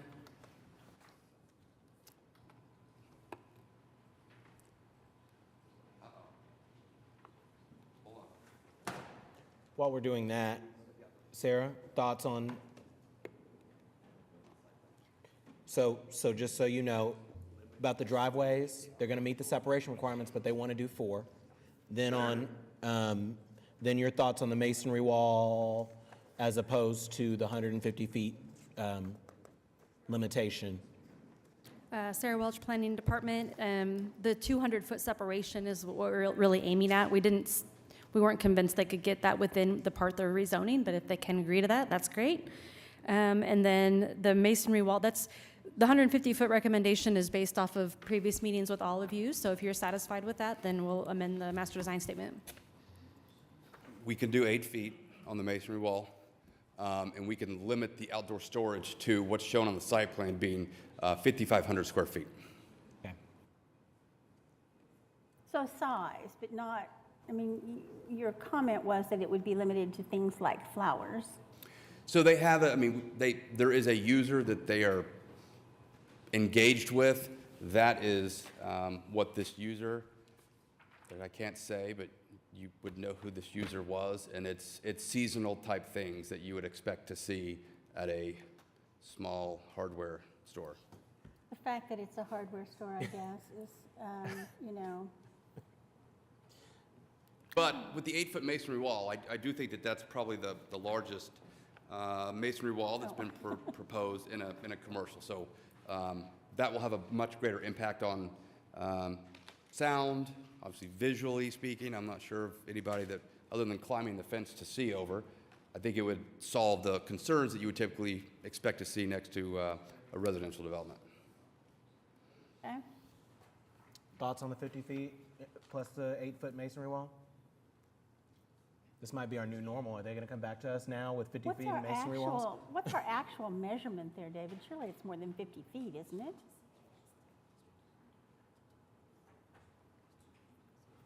From where to Oh, where? here, it's like, where would it be? This is it, isn't it? There's somewhere too.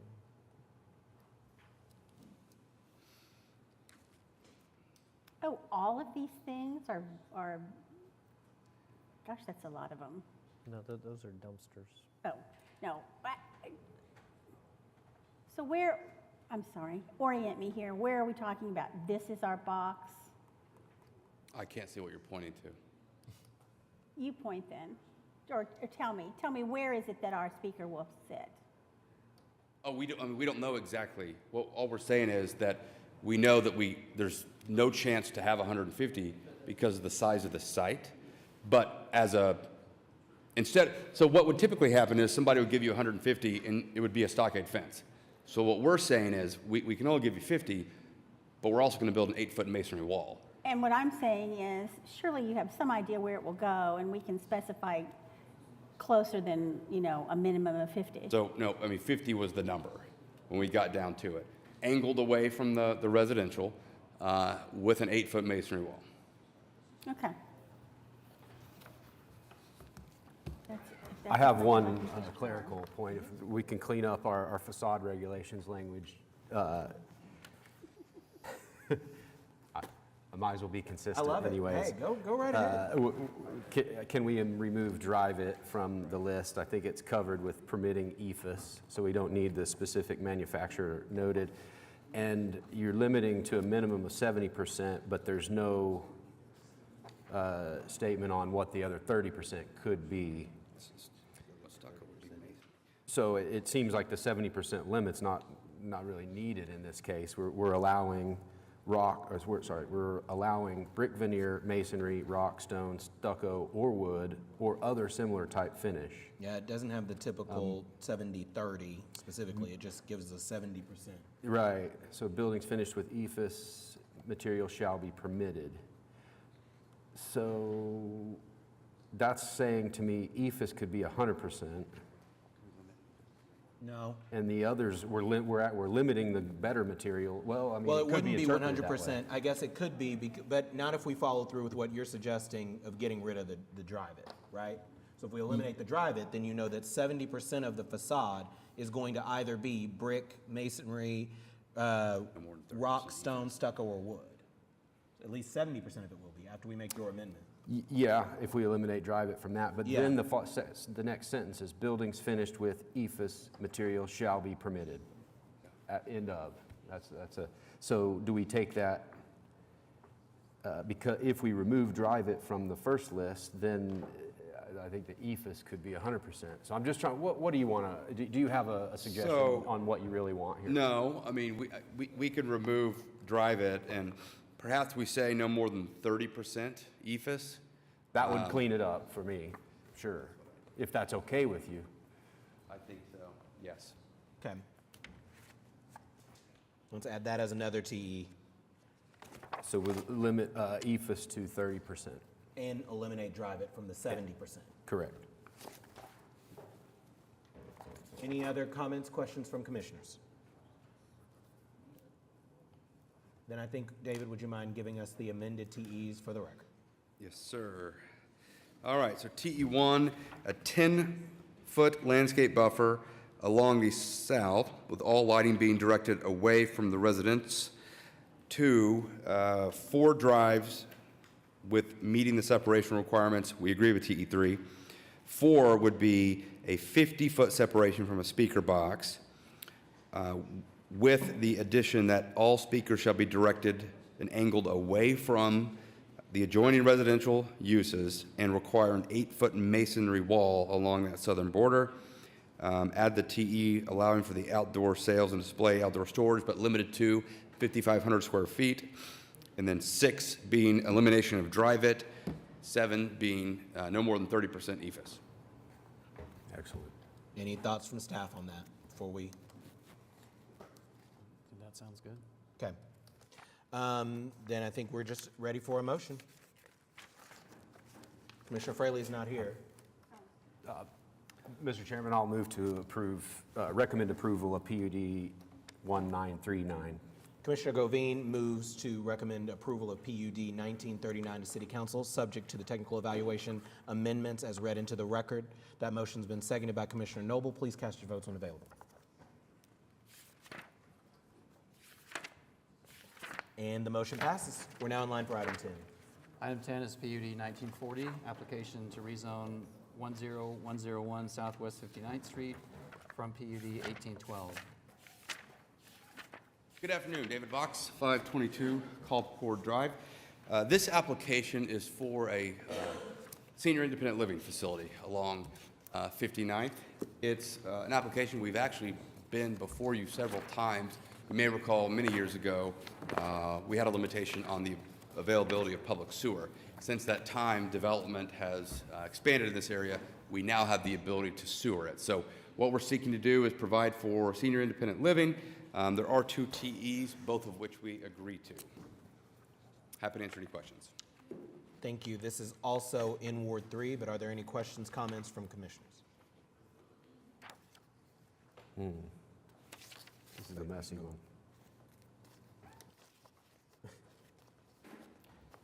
Oh, who wants to be up first? I think there are questions. Don't be shy. I think We'll take it. I think the question is I have concern about the private drives. Sure. That So was the- what if that we was the agreed that the discussion. private drives would be built to a public street paving section, allowing for mountable curbs?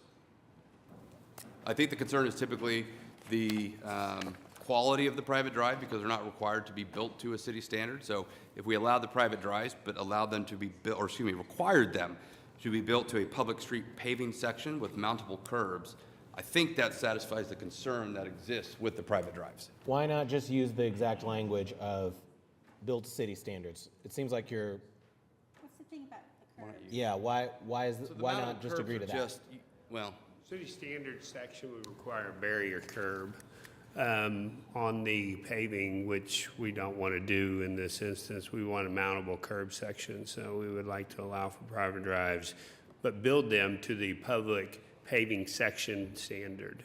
the concern with the private drives is typically the depth and what you're actually building is not as sturdy as a, public street. Here, we're going to agree to build that same depth. We're going to meet the standard. But just not for the curb. We want a mountable curb, which is fairly common and Why?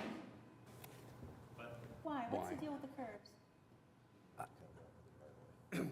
If you, barrier curb, you would just have to all be cut out to allow multiple driveways to a senior living complex. So a mountable curb allows you to come in, pour it all, and then just put the driveways right on top of them.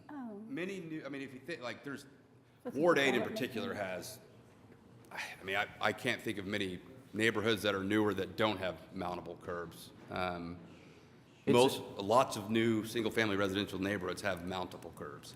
Yeah, I support, mountable curbs are user-friendly. I think they're considered in a lot of development. So I've seen them and I kind of like them. This is something I new had to never me. heard this. So Me either. could we hear from staff about this?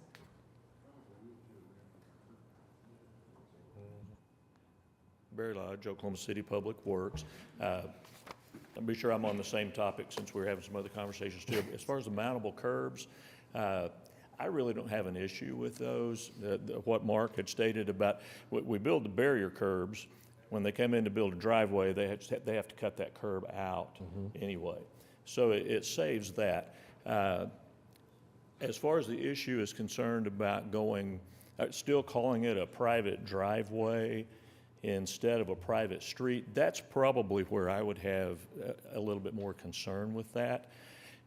If we go with it as a private street and require it to be platted that way, then there is a platted right-of-way. Still going to be maintained by the property owners, but there is a platted right-of-way for the construction of the street, associated storm sewer, and the utilities that go with it. If they don't do that, they're going to put it in as an access easement that is likely going to be limited to the back of the curbs, and then there'll be utility easements that are platted separate from that. It just seems like a much cleaner approach that if we go with the private street type construction that it goes with the platted right-of-ways. The difference being that it would be constructed to city standards. All of the maintenance requirement would be the responsibility of the property owner. So before we turn it back over to David's response, your thoughts on his specific language regarding the Public streets paving section. paving section. Did you hear that part, Barry? I did hear that, and Okay. that is a requirement. If we go with the private streets, they are required to be constructed to the public street standards. And they are required to be constructed by a pre-qualified contractor by the city of Oklahoma City. So the major difference between it becomes the maintenance responsibility after it's all done. And then we've got a little bit of latitude with this. I think we could allow the mountable curbs to be constructed in place of the normal barrier curb that would go in. So based on what the language that David just said, it's basically city standards except for the curb is going to be mountable. Yes. And that's acceptable to you? Yes, that's okay with me. But I'm not all right with that. but part. Not in a platted right-of-way, which is, Yes, But we don't yeah. want to say private drive, we want to say private street. Street. We want it to be private drive. We don't know that we'll plat it. The nature of senior independent living is they are rental units. So it's not likely that we'll even come in with plats for individual lots like you might have in a single-family neighborhood. This is likely going to be rental. It's people typically downsizing from a home that they own to a form of a rental. It's like if you think of an apartment complex, that's a one-lot plat. You're not platting streets and lots. So we believe by meeting the public street section requirements, the concern I've always heard was the private drives was a maintenance problem because they're an inferior product. Yeah. Well, if we're agreeing to meet the section of a public street, we need to call them private drives. I don't know that, I think we're meeting the concern.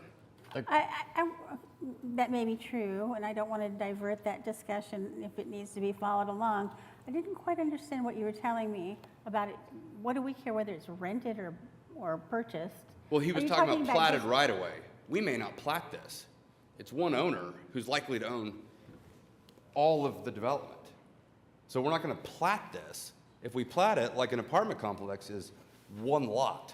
So we're not going to plat it like a typical neighborhood where we're dedicating rights-of-way with streets, right? So everything's going to be served by private drives. I feel like I'm in an alternate universe here. I didn't know it made a bit of difference whether it was one owner or multiple owners. If you're putting in individual units, if you're going to have streets, whatever you want to call them, wouldn't that require a plat? It's a residential development. It's, No? no? I mean, like an No. apartment complex? So if you recall, there was a big fight in Ward 8 where people came in shirts with deer on it, telling us to save the deer. It was at May Avenue and 192nd. It was a one-lot plat. So a 30-acre parcel, but it was one lot because the old PUD said you had to plat it. Everything that happens on the interior of the site is private drives. You're not platting individual buildings. It's one lot. So then just to follow that along, I'm going to have to wrap my head around that. Is it a problem for us that they're not platting it? Is that the issue? They could do that without being platted and all on one owner. I will point out, Sarah and I were just talking, in their application, it is specified that in the senior living areas, the platted lots will conform. So it seems in the document that was prepared and submitted that they were anticipating platting these lots. And one of the other sections says that any platted areas will be and will conform to, I think it says it'll conform to the subdivision regulations. And this was a discussion that we had in the pre-meeting earlier. One of the concerns that I have is that without the platting, and it may not turn into an issue at all, but we've got this really large drainage pathway that comes through this property, that the platting allows us to put that into a common area that will very specifically designate who the responsibility for the maintenance and any improvement is that. So again, it looks like in what they have submitted that they were anticipating platting this, but trying to go with the private street or private driveway option with it, kind of mixing and matching things. The other thing that is included in their proposed PUD document is sidewalks. They specifically say that along the private driveways, sidewalks will not be required. If we go with the option of the private streets requiring that plat, I think then we have the option then of putting in the requirement for the sidewalks, which would seem to be kind of important in this type of a development. I'll leave that to y'all's discretion. Is this a sneaky lawyer trick, Mr. No. Boggs? So I will say, I mean, it's a bit strange that these concerns that exist are brought to me and my client's attention at 3:18 as we're standing at a podium. 2 TEs were presented in the staff report. We can agree to both of them. It feels like additional concerns should be brought to our attention prior to 3:18 as their representative is standing at the podium. So with that said, on the drainage issue, building permit requirements will require us to meet the drainage ordinance. Staff will get a review of all the drainage calculations at a building permit stage. The fact that we don't plat it doesn't mean we get to void ourselves of the drainage ordinance. That's simply not true. If we're agreeing to meet the section requirements, the section requirements for the streets is where the concerns have always been, because there is no section requirement for a private drive. So yeah, we're going to call them private drive, but in so doing, we're going to build it to the public street section, i.e. the thicker base and all those things that a public street would be required to build to. Okay, tell me one more time why it's better for you if they're driveways. It gives us more flexibility in laying out the site. Because maybe we plat, maybe we don't plat. If we agree to the public street section, meaning the base, the depth, materials, all those things, we're meeting the concern that has been previously raised as it relates to private drives by saying we'll meet the public street section. And so what's, in terms of platting, not platting, what's the trade-off there? Is it just a matter of cost of going through the process, or is it that there are things that you would have to do if you plat that you don't have to do if you don't? No. I mean, we still have to meet all the building code requirements, which will require drainage ordinances and all those things. Jeff?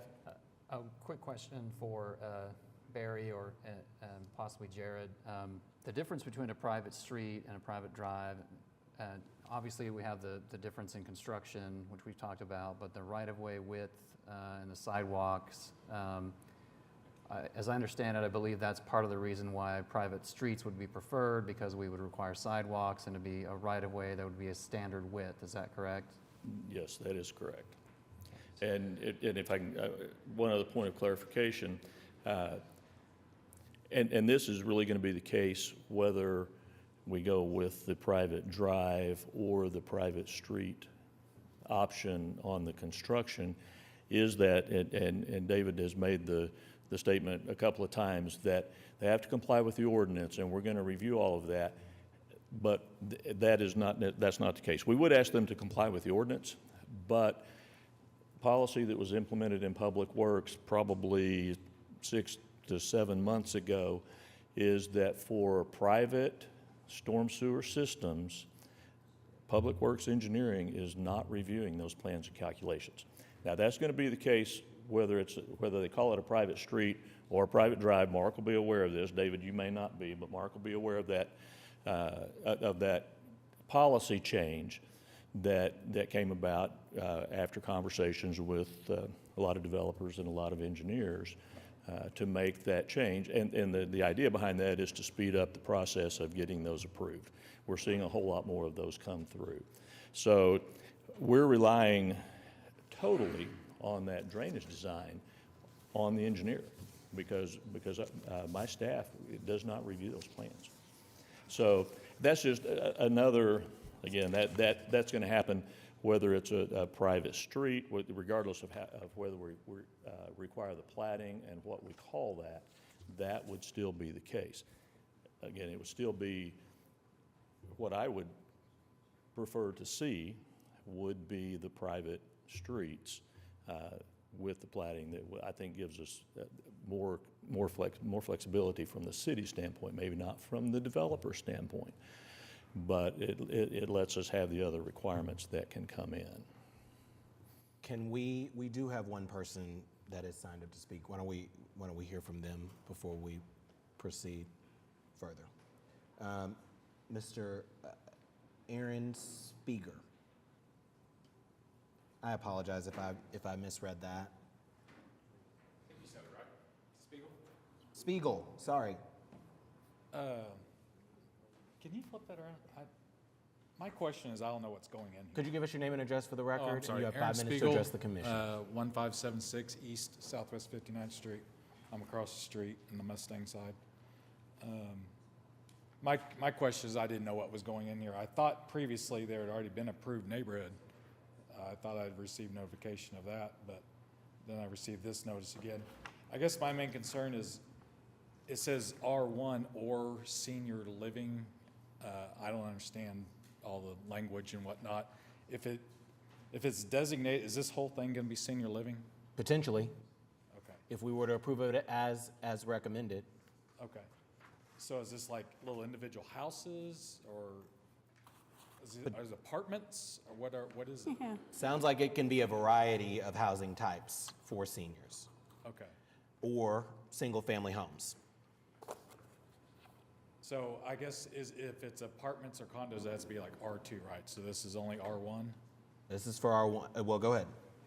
Let me not speak for the developer. Yeah, so the way that we've drafted the PUD, if you look at section 8.1 sub C, it says if it's not R1, it's the use unit 8200.13 senior independent living. So it couldn't be a traditional apartment complex. It'd be limited to a senior living complex. Okay, is that like 2-story, 3-story? Is it any limit to that? The code will limit it to 3 stories, and it's a 55 and older product. That's just my concern on whether it's elevated structures or whatnot. This is all, besides to the east where there's neighborhood being developed where they're stacking homes on top of each other, all this around here is what I know is rural estates. It's 5 acres or more. And it's farming area. And I just want to make sure we're not bringing in apartment buildings and whatnot. I guess my other question is, once it's designated as a senior living, does it have to stay that, or can it be changed Like, can this become like low-income duplexes at some point? Or is it always going to be senior living? The use that we're approving is R1 and for senior living. I think if they change, I don't know what the specifics of the ordinance are around what senior living requires, but I would, and I'll look to staff to correct me if the statement I'm making is wrong, but I would think that they would have to have the property rezoned for that purpose. Okay. Correct. Otherwise, it's R1 single family. And obviously, we do not have the ability to control whether that R1 single family at some point is rented or whether those homes are sold. Okay. Is that R1 up front close to 59th Street and the senior living in the back? Is that Or a mix of both. Okay. Could be individual cottages for senior living or single family. Okay. Thank you. Thank you. Any other questions? I know we're back to our discussion about private streets versus private drives. Where are we? Well, the reason why I brought it up, I wanted to get clarification on the sidewalk issue. I know there's a lot of kind of detailed technical concerns about drainage, but my question stemmed from confusion over, it says very clearly in the application, sidewalks will not be required on private drives. So we can agree to sidewalks along private drives if that gets us off High Center. So then why not have private streets? That's what I don't understand. Just help us that.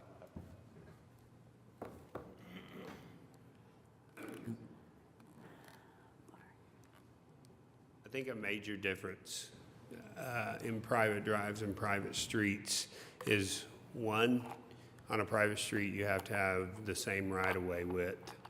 And two, a private street also requires that you have a licensed, bonded contractor, just as a public street would, and also requires that the same inspection process go through that.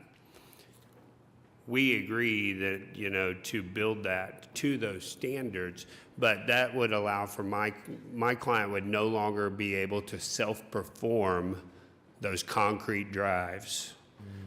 So, and he self-performs all of his concrete drives, so it's a big concern for him.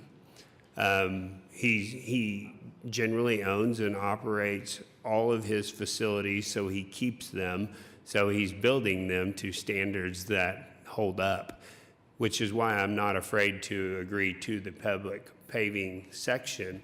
It's just that now all of a sudden he has to bring in a third-party contractor to perform those. When you call it a private street, now all of a sudden you have to have the same contractors to do the public streets come in, which charge substantially more to perform the same product.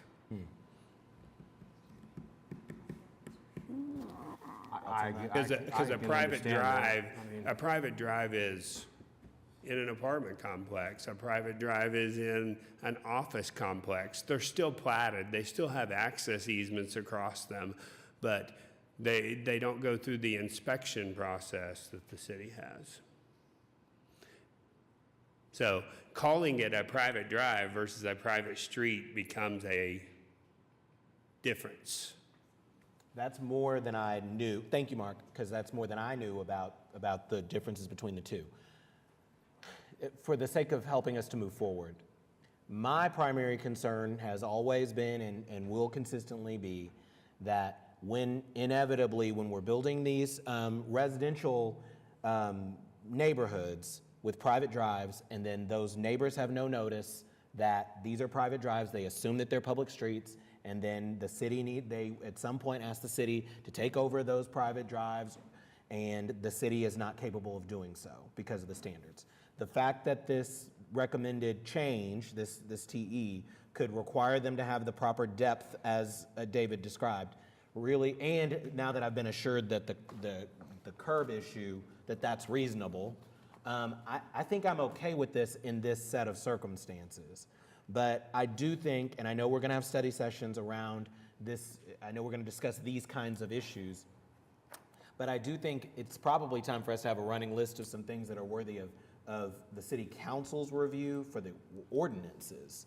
And so That's on my mind. So my thought is, with that TE that David's recommended, I think I'm in support because now that we've learned more about the purposes behind it, but I'm open.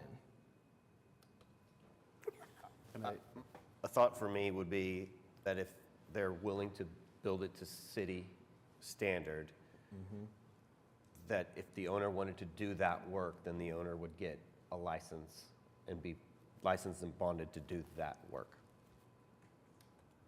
I think, It's a good point. I mean, knowing the applicant, he's got quite a few other projects he's doing, but I see the issue with the public streets and the drives. You know, a contractor builds it or city-approved contractor builds it, which Big difference. It's a difference. Yeah. Yeah, I mean, to have that ability to bid those jobs is nice to have, but, you know. I just wanted to see a walkable development, and if you're willing to put in sidewalks, I think, on private drives, I think that helps. So the we can make a long-term TE to sustainability. that. Yeah, we can make 2 TEs.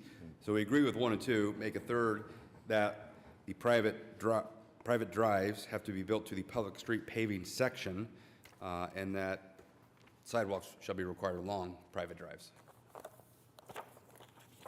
Commissioners? I would support.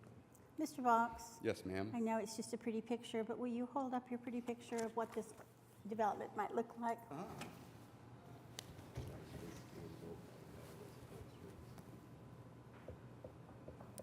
So Mark and I's client is an individual that has done this senior product over and over and over again.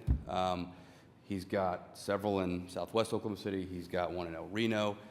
The senior market is one that is significantly underserved with the boomer generation aging out of wanting to own single-family homes. I'm happy to, after the meeting, give you all the different locations that he's got, but Can you tell me the portion of it that you're, the top portion of it, are those like long buildings of attached yeah. units?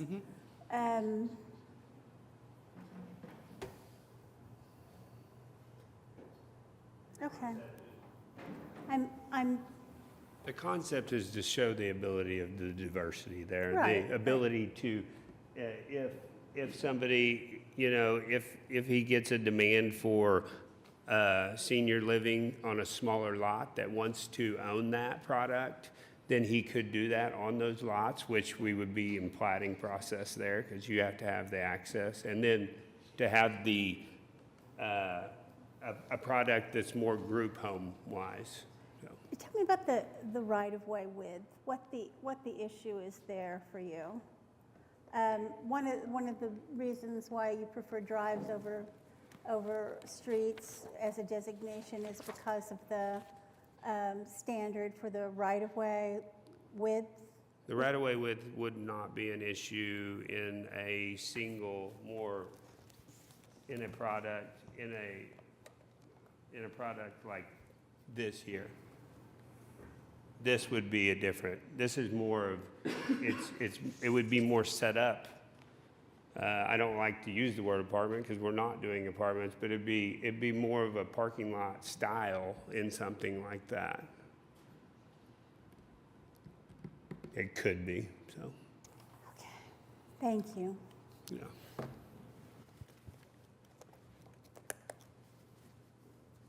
How are we feeling about the TEs as recommended? Addresses the I sidewalk, think it addresses my addresses the concern about the key quality of the concerns. street at least. I think we just need a motion then so we can vote and see where we are. Mr. Chairman, I'll move to recommend approval of PUD 1940 with the modified TEs, TE1 as written, TE2, I think we're retaining TE2 and adding the language "and constructed on private drives." Is that Sidewalks work, or- within the PUD shall be required along private drives. Perhaps we just amend that TE to say that. Okay. And did we have a third? The private drives shall be required to be built to the public street paving section with mountable curbs allowed. As stated. Commissioner Govine has moved to recommend approval of PUD 1940 to City Council with the amended technical evaluations as read into the record.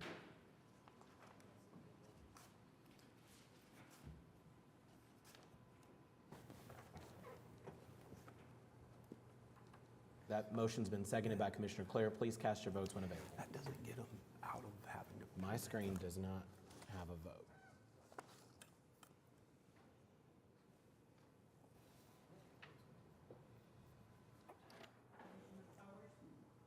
Yeah, frankly, I'm still thinking. I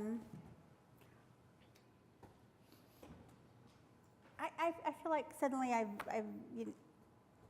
discovered an area I need a little more education about here, so. I share that.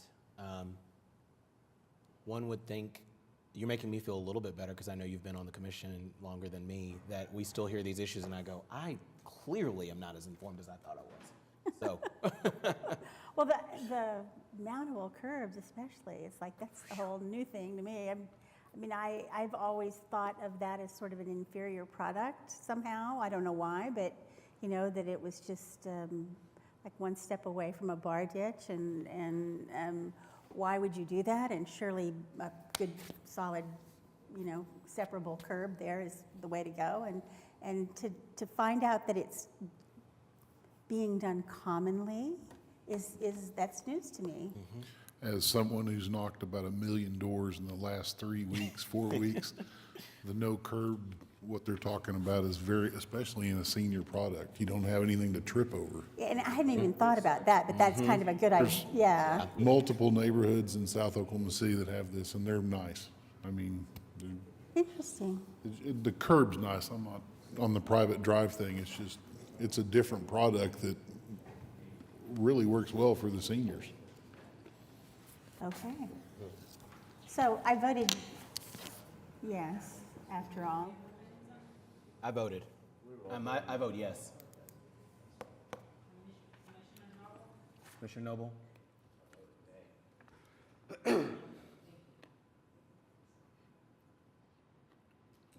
you. Is this accurate? Did everybody vote? Okay, excellent. The motion passes. Okay, so now we're going to have to go to lunch. I want to hear about that. Why that? Okay. We're now in line for item 11. Item 11 is SPUD 1498, application to rezone 1800 Northwest 40th Street from R1 to SPUD 1498.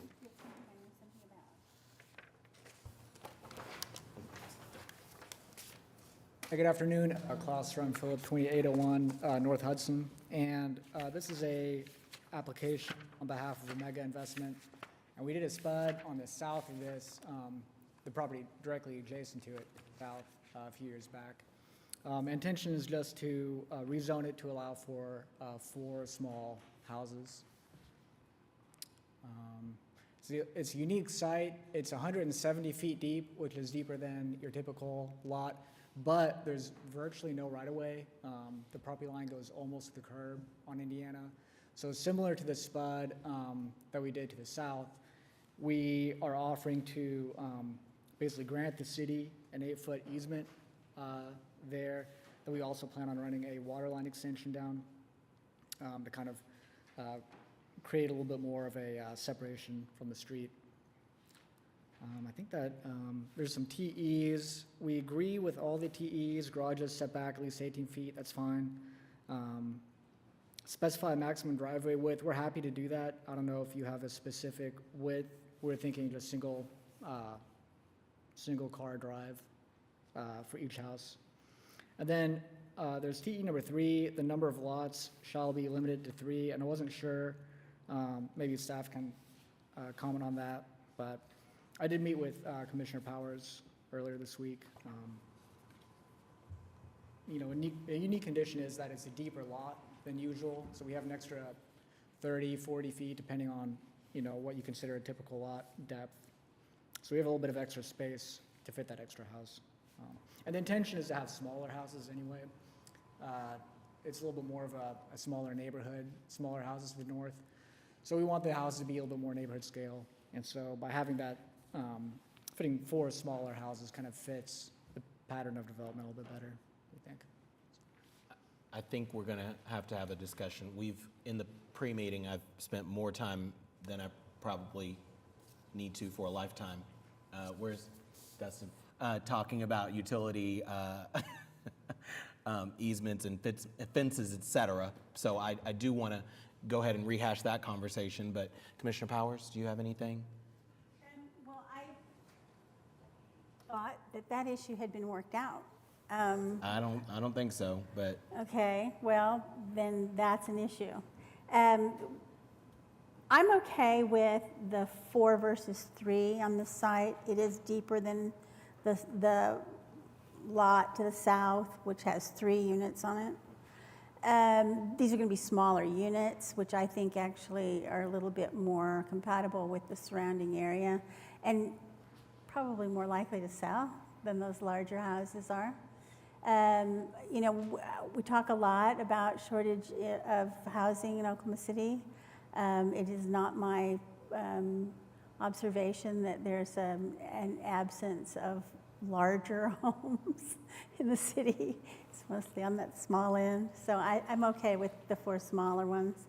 I thought we had settled on a 12-foot driveway as a single car width, but if staff has a different view of that, I'd be glad to hear it. Let's talk about utilities.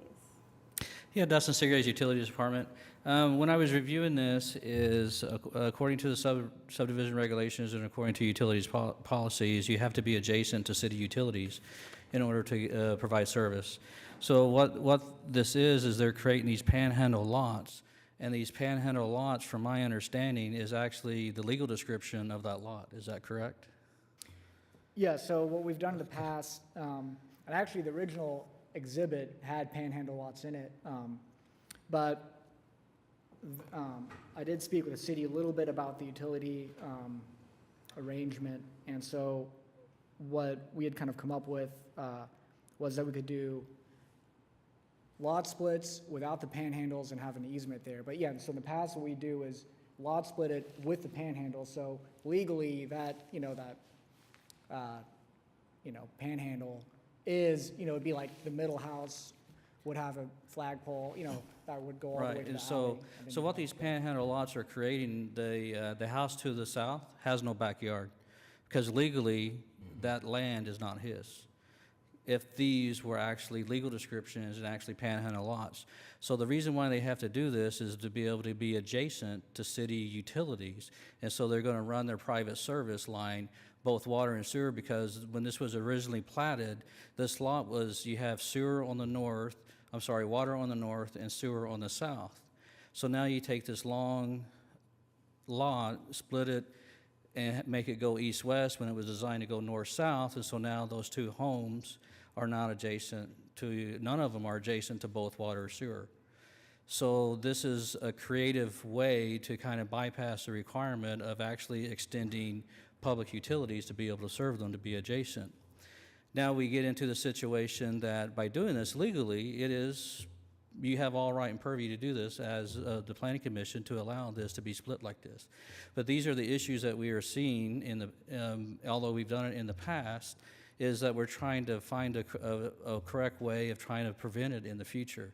So what happens is the homeowner on the south, when all of a sudden his sewer line breaks, or the homeowner in the north, his sewer line breaks, now he has to go through 3 different properties to be able to get into his service and to be able to fix it. And so now he's out the cost. And so what's the solution? I don't know. And this is where infill development is the toughest, because we are trying to be creative to be able to do it. I don't want to discourage it. I just want to present this to you as the issues that we are seeing, because the homeowners, when they call this, and we've been receiving multiple phone calls here lately, that my service line is broken, but now I have to go through 2 of my neighbors' yards to be able to get to it. And if there wasn't a private agreement filed with the county, because we do not keep up with those, it now becomes a private issue. Now, the landowners, they can settle it out and say that your sewer line can't be here, so I'm gonna take it, not gonna allow you. We have an instance just like this down the southeast is where, I think there's six or seven homes that their water line, their service line goes through a church property. Their church owner doesn't want them there. So one of them was broken, and now they can't repair it. And she just bought the house like maybe a month ago. And so now she has to either extend the extension of the utility to run a new service line, which is, I think, well, $40,000 to run another private service, or to drill a well, which is $14,000. Because they allowed that sewer line or that water line to go through that church's property without filing an agreement and having it on the county. And so this becomes a private issue. So as a city, we can't do anything. And so this is where we're trying to prevent this and to see and to come up with a great solution to be able to figure out how to do this and to be more responsible, to be able to help overcome some of the challenges that we are facing and some of the issues that we are seeing now from the decisions of going with these flag lots in the past. Will easements work? Easements will work. I would prefer easements there rather than legal descriptions, because at least that way, the home to the south, he actually owns the land, but now he has 4 easements on his property. He still can't build anything there because of the easements, and they still got to get, access to it. So this is a very unique situation. The cleanest and most proper thing to do is to extend both the utilities of water and sewer. But again, if you extend both water and sewer, now the so-called affordable housing isn't so affordable anymore, because now you have hundreds and thousands of dollars of extending the public utilities. That was just my concern. And I wanted to bring it to your attention so that way, as you continue to see cases like this, that you take that in consideration. Now, and I think I was talking with staff on this, and the reason why we said 3, well, maybe it gives you a little bit more room for some utilities or for the easements, and you're not trying to cram everything together. And so when something breaks and you have to repair it, there's actually room to repair it. It is a private issue because it's private service line, so the city wouldn't have anything to say. So that's just some of the concerns that I have. Right.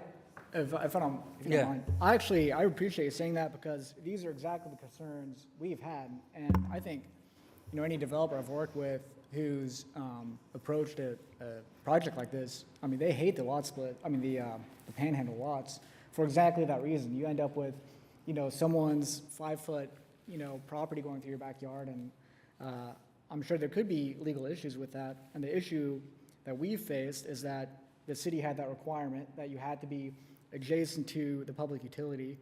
And so really the only, I think, legal way that we could do it was to do these panhandles. So the only way to see, this kind of infill development, which is, not only needed, I think it's even promoted in the comp plan and different. So, we've had to go through this panhandle approach, and, just now we're getting to where easements might be an option. And I like the idea of easements for several reasons. I don't know if the city wants a ton of short runs of public sewer line that they're going to have to maintain, for any little development like this. You've got, if it's an easement, it's still everyone's private sewer from the public sewer, but you don't have to, the city is not responsible for maintaining, 30 feet of sewer line and then another manhole, or whatever. And it is cost prohibitive for sure.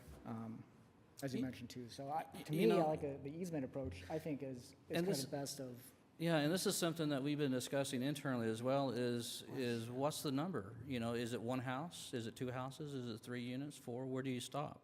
At what point in time do you say extend the utilities? When does it become feasible? And so these are all the issues that I don't have answers for. We won't solve it today here. But I do think that, and I don't know if a variance needs to be issued, I don't know how that works, that you don't have to be adjacent to and get rid of the panhandles, but know that easements will be issued, and at the time of, dedication or buildings or something, that the easements are actually filed with the plat, or if they plat it, because I think since this is 4 houses, you got to plat it anyways, because I think a lot split, you can only do 3.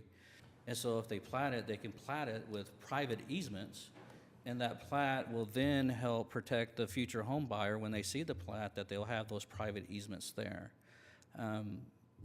That might be, I don't know, Jeff, if that's, Dustin, could you restate, what is to prevent us from today, right now, just having one sewer line that the homes connect into? Okay, And having the easement that you described, just one easement that applies to, that everybody can access? okay. So what you get into is, according to the plumbing code, every house, separate fee simple, if you want to think about, title ownership of a house, they have to have a separate line. Does the plumbing The code- plumbing code but that- dictates But that. that doesn't address the easement. Right, you can still have it in the easement. Now, if this was, now a way around this, if this was one lot, okay, 4 structures leased out, but not going to be individually sold, now it all becomes private. Now we will put 1 meter, master meter, and then you can share a common one line, and then you can connect to it that way, exactly what you're saying. But because it is 4 separate structures, 4 separate ownerships, you have to have a private service line for each individual unit. That connects directly to the public line.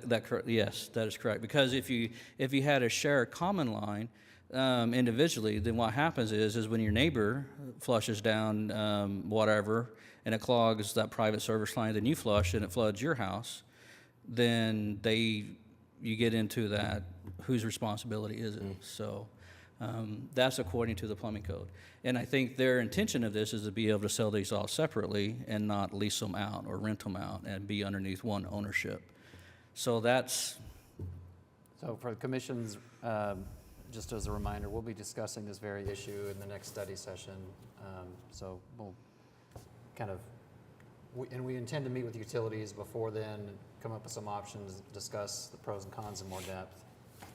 correct. And I just want, and with this is, I think, and I just wanted to clarify to make sure if these were actually panhandles, legal descriptions, or if we could, if they needed to be a variance to be able to change it so that way they're not associated, they're not adjacent to utilities, but yet we are understanding that they can have an easement there, and I don't know the legality of that or whatnot, so that's. Is that an option, to simply request a variance with respect to this particular application so that they're not required to be adjacent to? I'm asking, someone must know. Okay. So I did find a provision in the zoning code that allows us to, in a PUD, to grant variances to the subdivision regulations and other development regulations. However, we cannot vary the plumbing codes, like the plumbing, electrical, mechanical, those type of codes. So if this is actually a requirement in the plumbing code, then I don't think we could I think we vary may that. have a solution. Jared was saying, since it is 4, it has to go to the plat, and so in that plat we can actually put and state a private easement when it's platted and request a variance at that time. Would that require us to take any current action with this proposed SPUD? No, because this right here is just a pretty picture, correct? Technically? Technically. Correct. Does that address the plumbing code issue, though? No, because by platting it, we would plat separate, private, you could just have like a 15-foot private easement, but each one would have a separate service line running through that 15-foot private easement. I see. You see, so that's where we could help kind of solve this immediate need.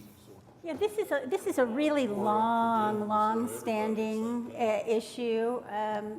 Probably one of the first things that we decided when I came on the Planning Commission was that we needed more infill housing in the core, and that we needed to at least pledge ourselves to get out of the way, and to kind of go through the code as best we could and find these kinds of issues and weed them out and deal with them. And this is one that we're still dealing with. Every time we do this kind of infill development, the issue of access to utilities is still an issue. I'm all in favor of finding, something that makes sense so that we don't keep stubbing our toe on this every time we do residential infill. I'm more than happy to have meetings, and it's a relatively small community of infill developers in the core that have this issue that comes up again and again. I'm sure they'd be more than happy to come and meet and offer their insight and input. Have staff, let's figure it out. Yeah. Yeah, this has been an issue since we've been, doing these. And the panhandles were that, kind of workaround, which it's not an elegant solution, but it, it allowed us to do these infill developments. Yeah, and it's, Which it's is a one of those positive. things, it's not really a question of, oh, they just don't want to spend the money. There is a point at which the cost is just prohibitive for infill development, so. Yeah, what we thought was a good idea at one time is turning out to be a not-so-good idea, so we just need to find a better solution. I'm all for that. So if I'm hearing everyone correctly, it sounds like assuming there is support in this commission for the proposal, we can move forward and address any of these issues with the easement, with utility access and the easements at the plating stage. Am I hearing that correctly? And Okay. you're good with that, Klaus? Yeah, I think, I'll talk to staff when, after this and figure out the best approach.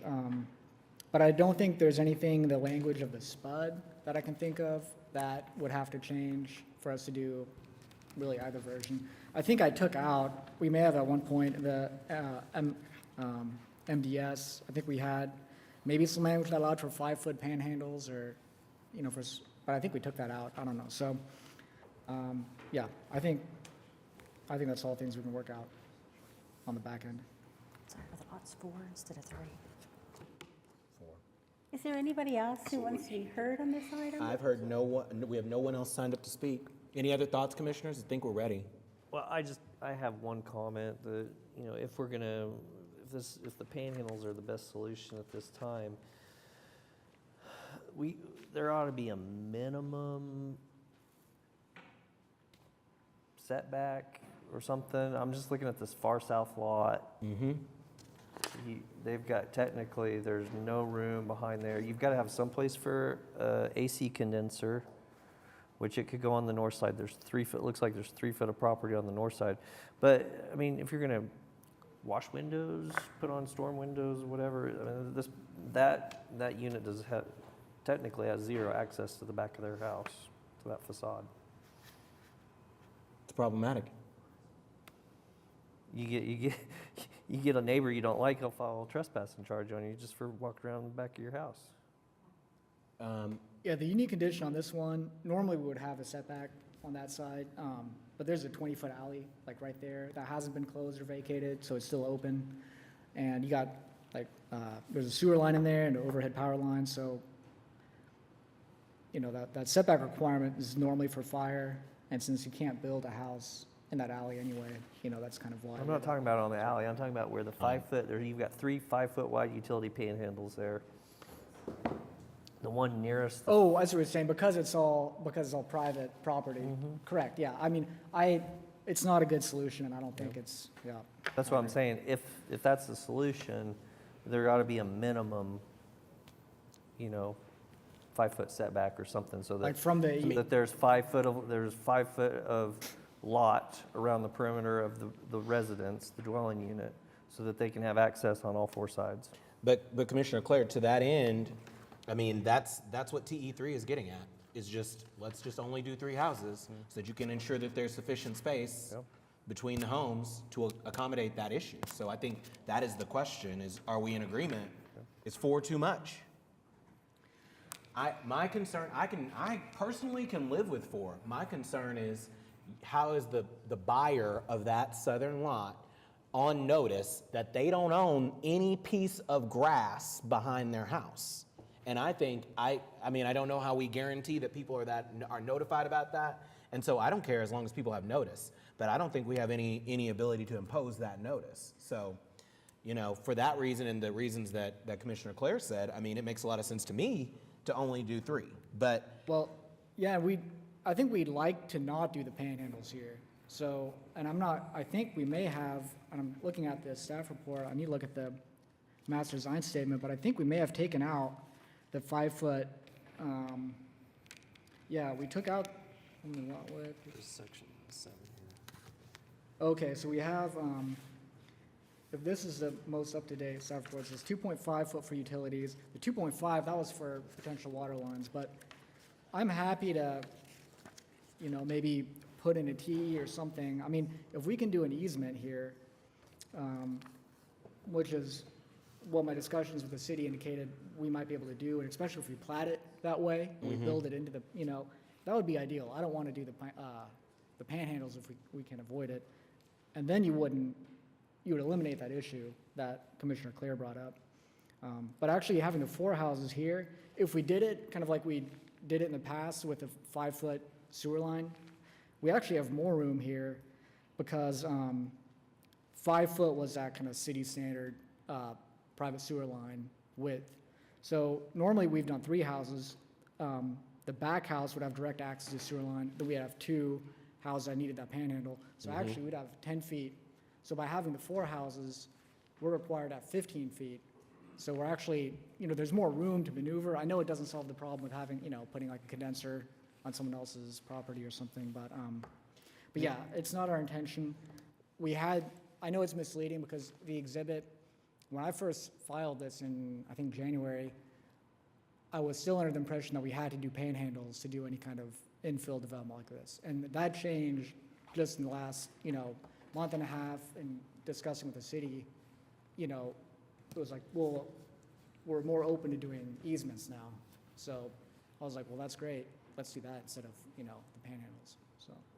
Sounds like we're going to get another bite at the apple through the plating process. So the question is, do we impose TE3 or do we, you know, punt essentially and deal with this at the plating stage, which I'm inclined to allow the applicant to do.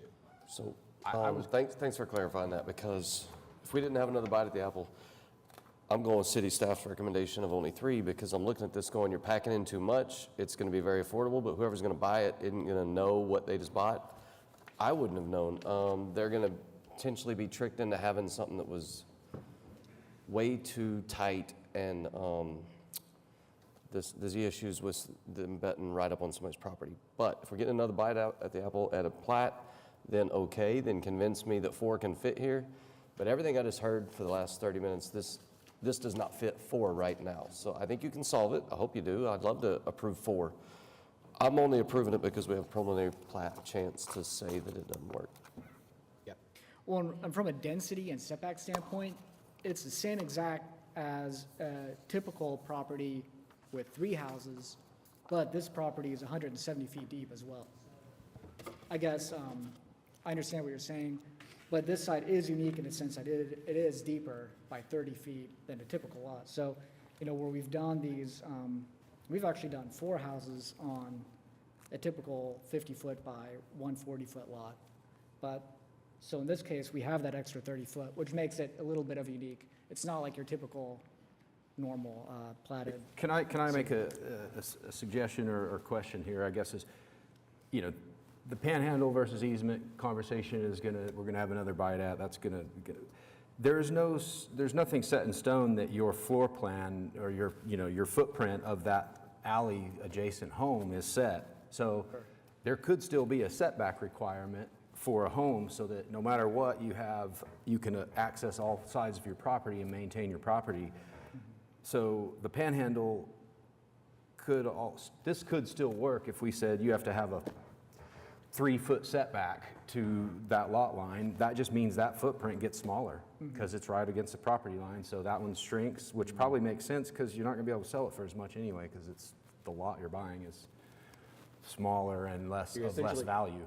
Am I hearing you right that you're saying make the panhandles smaller by requiring? Nope. Okay. I'm saying panhandle stand exactly like they are in theory, and you don't have a 0-foot setback in this spud. You have a 3-foot minimum on the, well, I guess it would be a rear yard adjacent to the 20-foot alley. That would go to 3 feet, and then it just means that footprint has to get smaller. You're saying I'm not it's trying to still- harm you here, but I'm yeah. trying to help, like, You're saying give make another the house option smaller. if you were open to it. I can move that forward.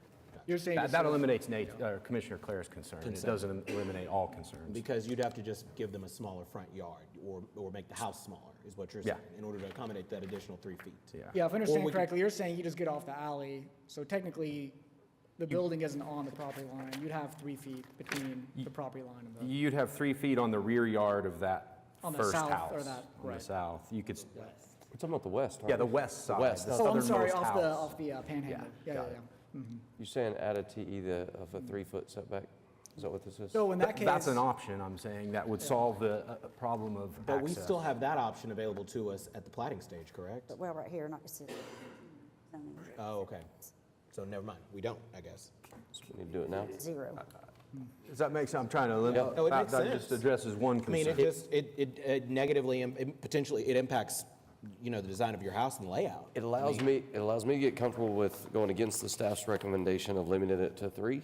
If we're getting rid of that one, we instead do a 3-foot setback, and then I hope, and I think they can figure it out to make How do it you feel work. about that, Yeah, so Klaus? just to be clear on this additional T, so basically we're saying we'd add a 3-foot setback off that panhandle for that back house, so that you'd still have, that owner would still have their own property, a little buffer between the panhandle.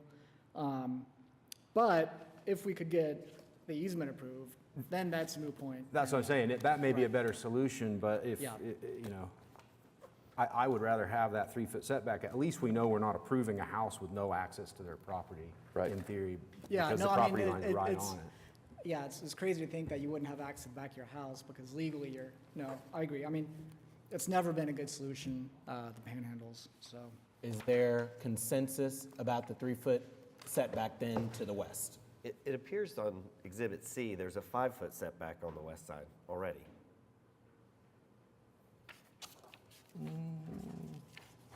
I'm just looking at I was looking at the wording in the SPUD over about 5 foot from the property line. Or Yeah, that might be 5 foot going west to east. Is that what that is? these two exhibits kind of don't work that well together. I think it's accounted for. so. Sounds like, it's according to staff's interpretation of this discussion. Does adding an additional 3 feet of setback on the west side, requiring that, is that helpful in addressing the two primary concerns? Utility access and ensuring that any person who purchases one of these homes will at least have some access to their front yard? Or do we make it a more narrow amendment and say that the fourth house, is the one that has to have the 3 feet?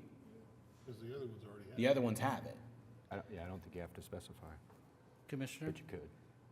if we go with the platted easement, then that entire space is that house. And that is the direction, when they plat it, they're going to plat it as a private easement. So they will have, that backyard will be that south house property.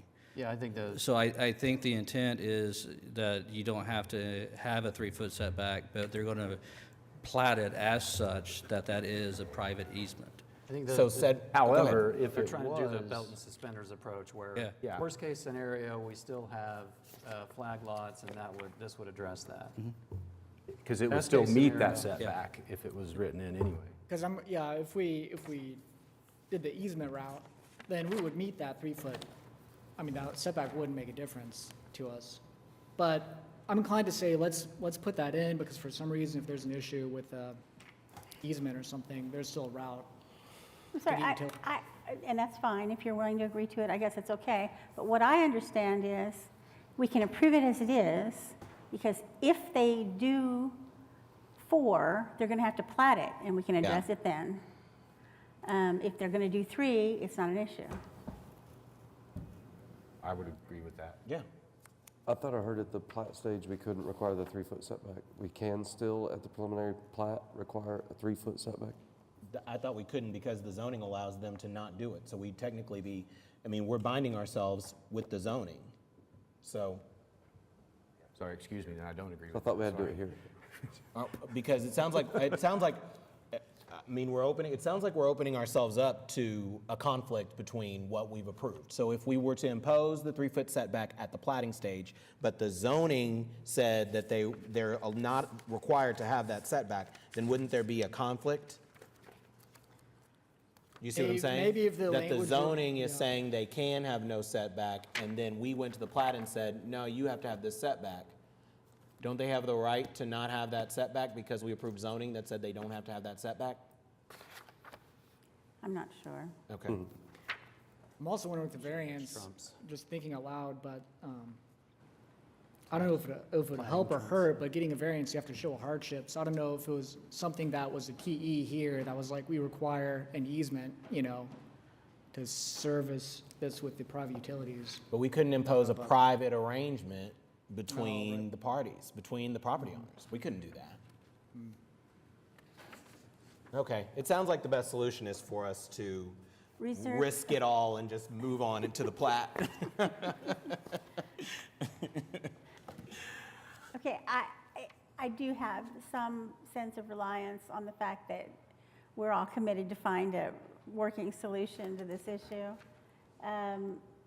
Yeah, obviously, it would not make any sense at all for someone to purchase a house that they couldn't have access to the back of, even to wash windows or whatever. So, but now that you've put this idea in my head, I'm a little concerned about whether the conflict would preclude us from requiring it at plating stage. I was channeling my inner David Box because I'm confident that if we had this issue, he'd be pointing me back to the zoning. Sorry, David. So if you're okay with it, I think I would like to require a 3-foot setback, rear yard setback on, The 3-foot rear yard setback. yes, on the, how are you going to say this? On the property on the south, if it's a 4th house and not a 3rd house. Because if it's 3, it's not an issue. The southernmost house if 4 houses are constructed on this parcel. Yeah, we could do that. Okay. Honestly, genuinely, I just think that you just changed the rear yard 3 feet adjacent to 20-foot rear alley. But then it affects all of the homes, not just the 4th one, right? You just, True. internal setback shall be, instead of 0, Minimum. 3. Yeah. Because And the then current ones, okay. The only Because I one that still it have a actually 0-foot rear affects yard is from the alley. The current 20-foot rear alley is on the south side of the property. Yeah. So we have to change that. Hold on, my bad. Yeah, you're right. That's why that's confusing. Okay, so that's what we're going to do. We're going to require a 3-foot rear yard setback, period. And it's only going to affect the southernmost house if there are 4 of them. Yeah, my On only, the west side, we have to have the west side written in there. Yeah. You don't want to say rear yard, you don't like that? Rear yard, but west side. Yeah, side's more clear. I mean, Go ahead, Commissioner LaForge. I was agreeing with Chairman, Councilman Powers, but Commissioner Powers, but I would say west. Let's just be clear, west, because I don't know what the back is on that picture. It's the west, so just 3 foot, period, but to the west, 3 foot to the west, period. Okay. I've one final thought on this, if you don't mind. So, what's also unique about this site is that it's so close to the easement, to the curb on Indiana. And so we're already granting the city 8 foot of an easement coming off Indiana. And then we've got the 15 feet for the sewer line. So we're already pretty squeezed in this direction. And I'm wondering, just for argument's sake, I mean, the way that we have been approving these up to now for the last 5-6 years is in this kind of configuration. So typically, if I'd come with a typical lot and said, we want to do 3 houses, we would have had 10-foot setback. We would have just had the 10 feet off the property line. And that's what, the panhandle would have been up against the house. I understand Commissioner Govian's comment on not having the access, actually Commissioner Clare, on that access, but that's how it's kind of been. And I'm sure there might be some issues, but the whole thing kind of doesn't work well in that regard But that's kind of the precedent that we've been working with. So my only argument would almost be, could we keep it consistent until we have a better system in place? if that So makes you don't sense. like the 3 feet? Let me rephrase this. You don't like the 3 feet, you think we should just do it in the plat? I would like to do it in plat. I mean, my preferred option is to do, again, if we do the easement, then it's a moot point anyway, so. I don't have enough certainty, I sorry, think- I don't have enough certainty of that we can do it the preliminary plat. I will go with the staff's recommendation of only 3 unless we We can finish agree where to we the were. 3, yeah, 3 and I- feet to the west, and if that doesn't work for you, come back and ask for Oh, something I was different. gonna- yeah, if we, Gotta do it, let's go. yeah, if we can't do the easement, then we'll take the 3 feet off and make it work, but we'll go with the hope that we can get the easement. I'm trying to help you get permission for 4 homes, because I believe in density. Me too. Support that part of this. is No, all. I appreciate it. Absolutely. We need a motion. Okay, I'm going to move approval of item number 11, SPUD 1498, with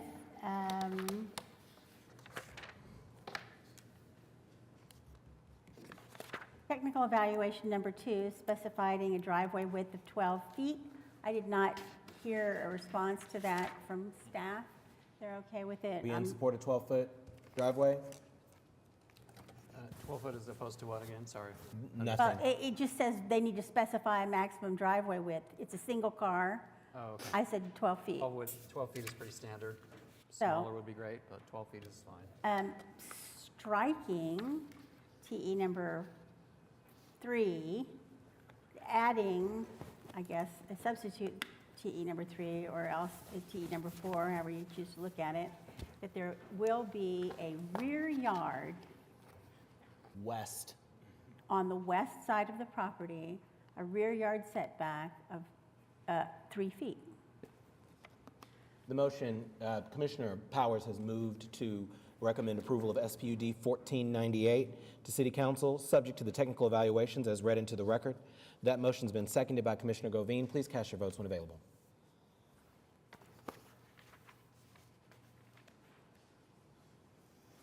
All right, thank you. I pledge to move continuances on any case like this again until we have a solution. Like, I just don't think it's appropriate for us to be able to handle things this complex as a unit like this. Like, I think we need to have a better collective solution for how we deal with this. It's on issues that are this highly technical, we need to start to flag them and have a committee that addresses them and come back with some proposed solutions so we can have a more clear conversation about what we can and cannot do. So I apologize that this process took so long and I take responsibility, but I do think we need to think more long-term about how we handle issues of this level of complexity in the future. So, That clarity would be great for us too, so we can just know what to do yeah, and then do it, so. Appreciate it. we are in line for item 12. Item 12 is SPUD 1507, application to rezone 14017 Timber Ridge Estates Boulevard from PUD 1575. Hello, David Box, 522 Colcord Drive. Here on behalf of the applicant. This is perhaps one of the most, we've lost it. Can we go back to that? One of the most unique cases I think I've handled.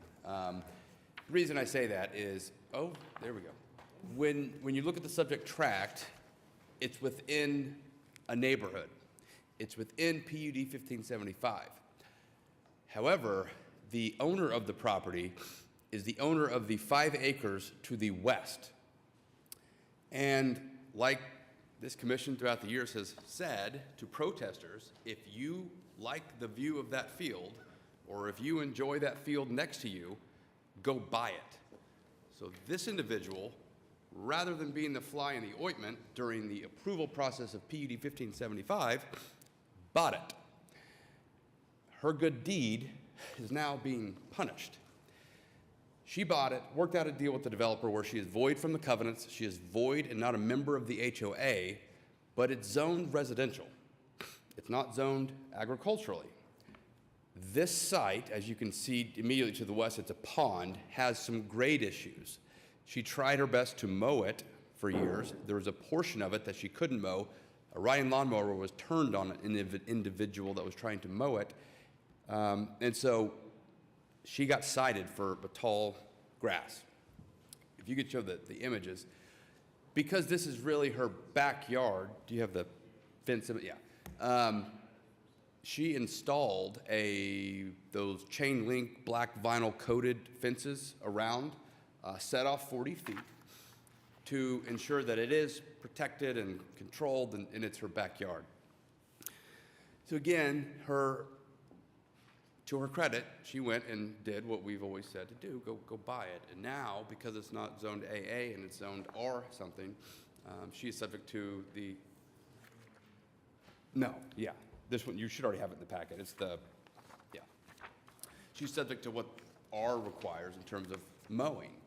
So what we seek to do here, and because it's less than 5 acres, we couldn't zone it AA to match the rest of her property. We had to zone it in a SPUD to allow AA less than 5 acres. There is a TE asking that we have landscaping outside of the front yard fence. We agreed to do that. In talking to Commissioner Clare, he has suggested that we would have seeding with a mix of native grass, wildflowers, and put up a sign that shows it's native wildflower and no mow area. My client's agreeable to that. We're simply seeking to be able to utilize this in the manner that she intended when she bought this out of this development. There are neighbors on, I think, 2 sides that are happy with what she's done, in agreement with what she's done. Presumably, there is a neighbor that is turning her in, which is, of course, how she ended up at my office, seeking to have her prosecuted for tall weeds. So we're trying to make the situation go away and allow her to continue to maintain this in a manner consistent with her property to the west. So with that, I'd be happy to answer any questions.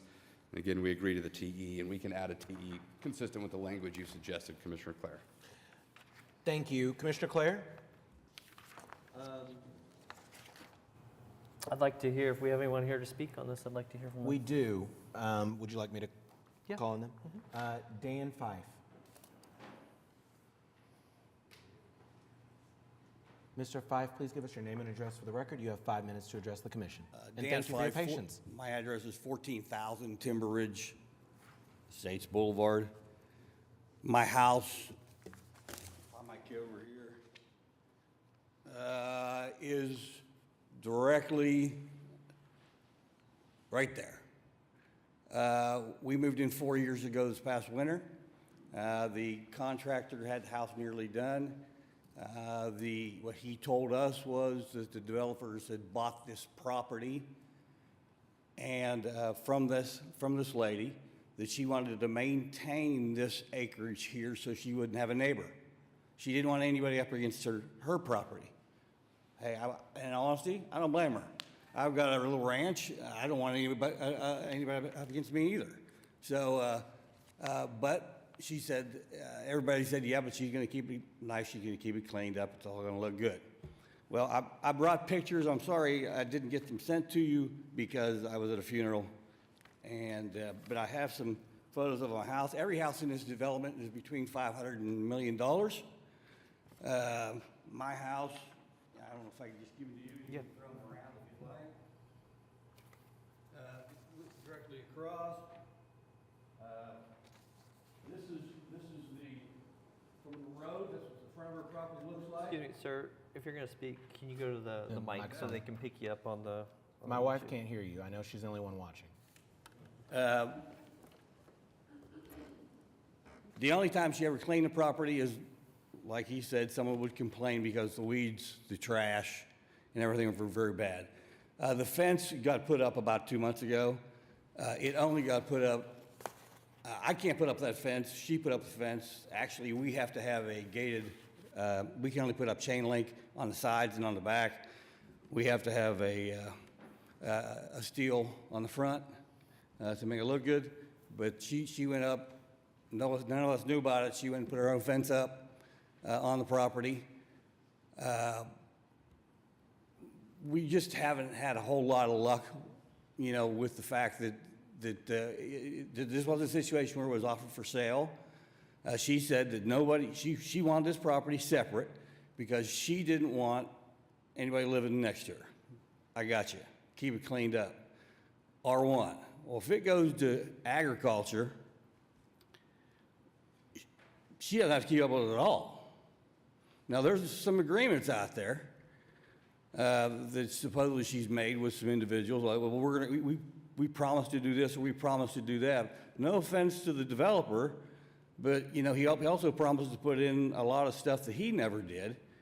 And so there's no reason to believe that she's going to keep up it any better when it's in agriculture when it's less restricted than under the restriction that it is inside of this residential area.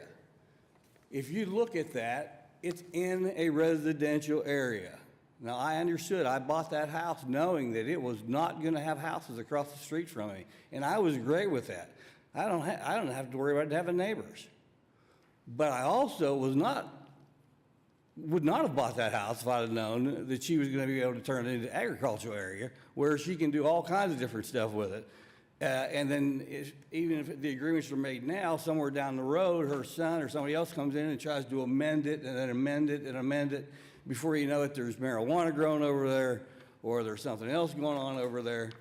And I don't want that across from my house. I bought this house with the intention of moving when I retire and using it to try to build a smaller house somewhere else. You should have got a letter from the neighbor on the north side.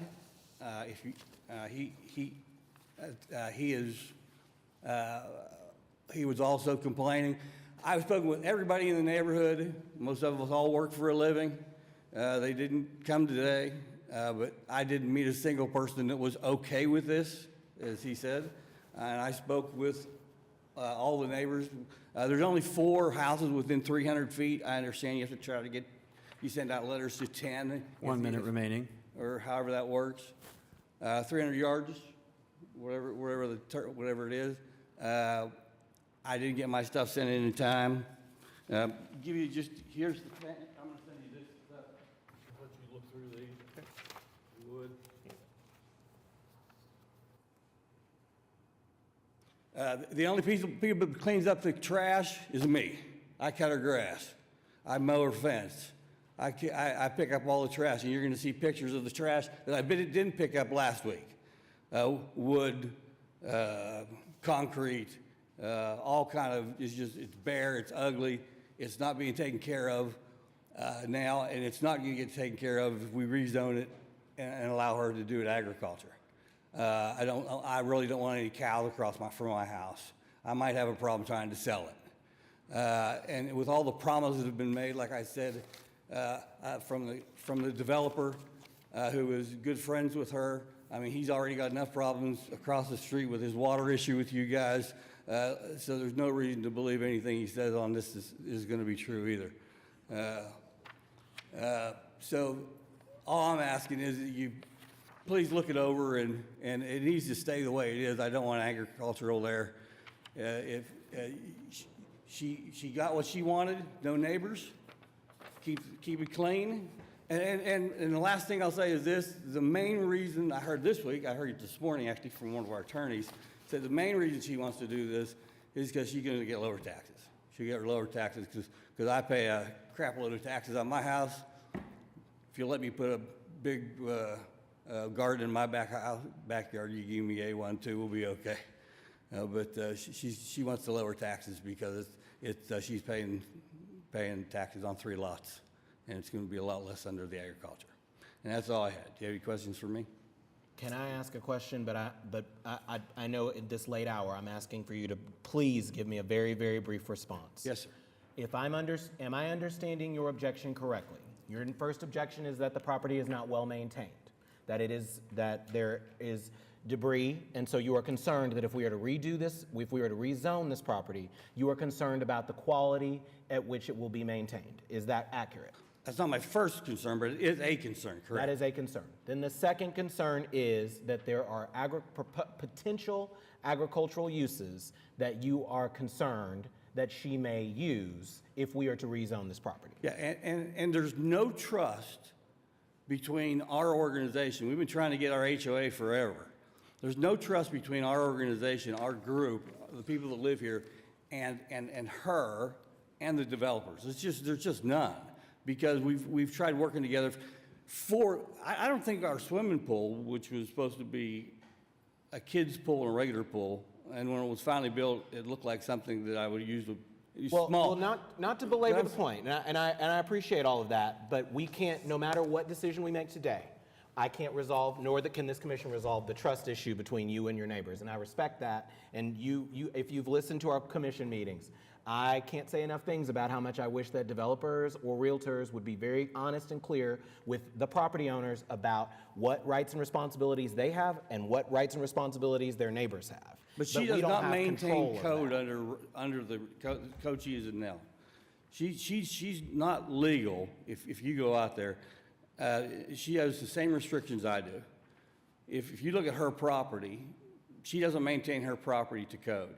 Okay. If you give her an even more open code, that property's going to do nothing but get worse.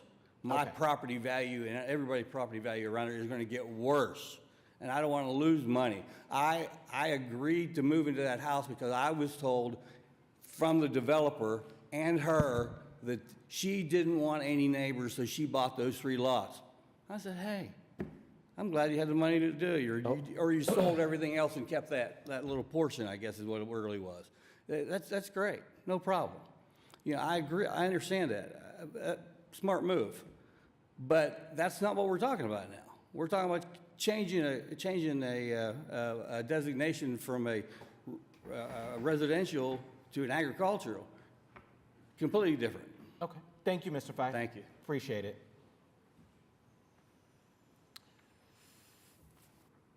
Commissioners? I just have one quick comment. Mr. Box, you said at the beginning, and I appreciate it, you're right. We tell people then you should have bought it if you want to control what was there. Arguably, this is a bit of a timing issue, though. She didn't buy it back when it was surrounded by agriculture. She waited until it was bought by a housing developer who turned it into housing lots, and it was zoned residential, and she bought 3 residential lots. So we're a little bit in the middle. I absolutely appreciate what she's trying to do, but there's got to be a balance here, and I don't know if the balance is ag with some restrictions, a lot more restrictions than what I see here, or if the solution is no, it needs to be residential because when she bought it, she bought 3 residential lots. So much like the gentleman, she was misled by the developer. She raised the issue early on, I guess in a desire to save money on surveying costs so that he wouldn't have to come up with a new legal description and carve those out. He assured her it's not a big deal because here's the covenants. You're not a part of the neighborhood. So here's what you're going to buy. So she bought, unfortunately, 3 lots. She thought she was protected because she's not subject to the covenants. Well, it ended up being inaccurate. Now, we do agree with the TE, which will require landscaping outside of the fence area. We can agree that there'll be no structures allowed. We can agree that there'll be no livestock allowed. But certain portions of this site make it almost impossible to get a mower down to mow it. So we understand the frustrations of the individual that spoke.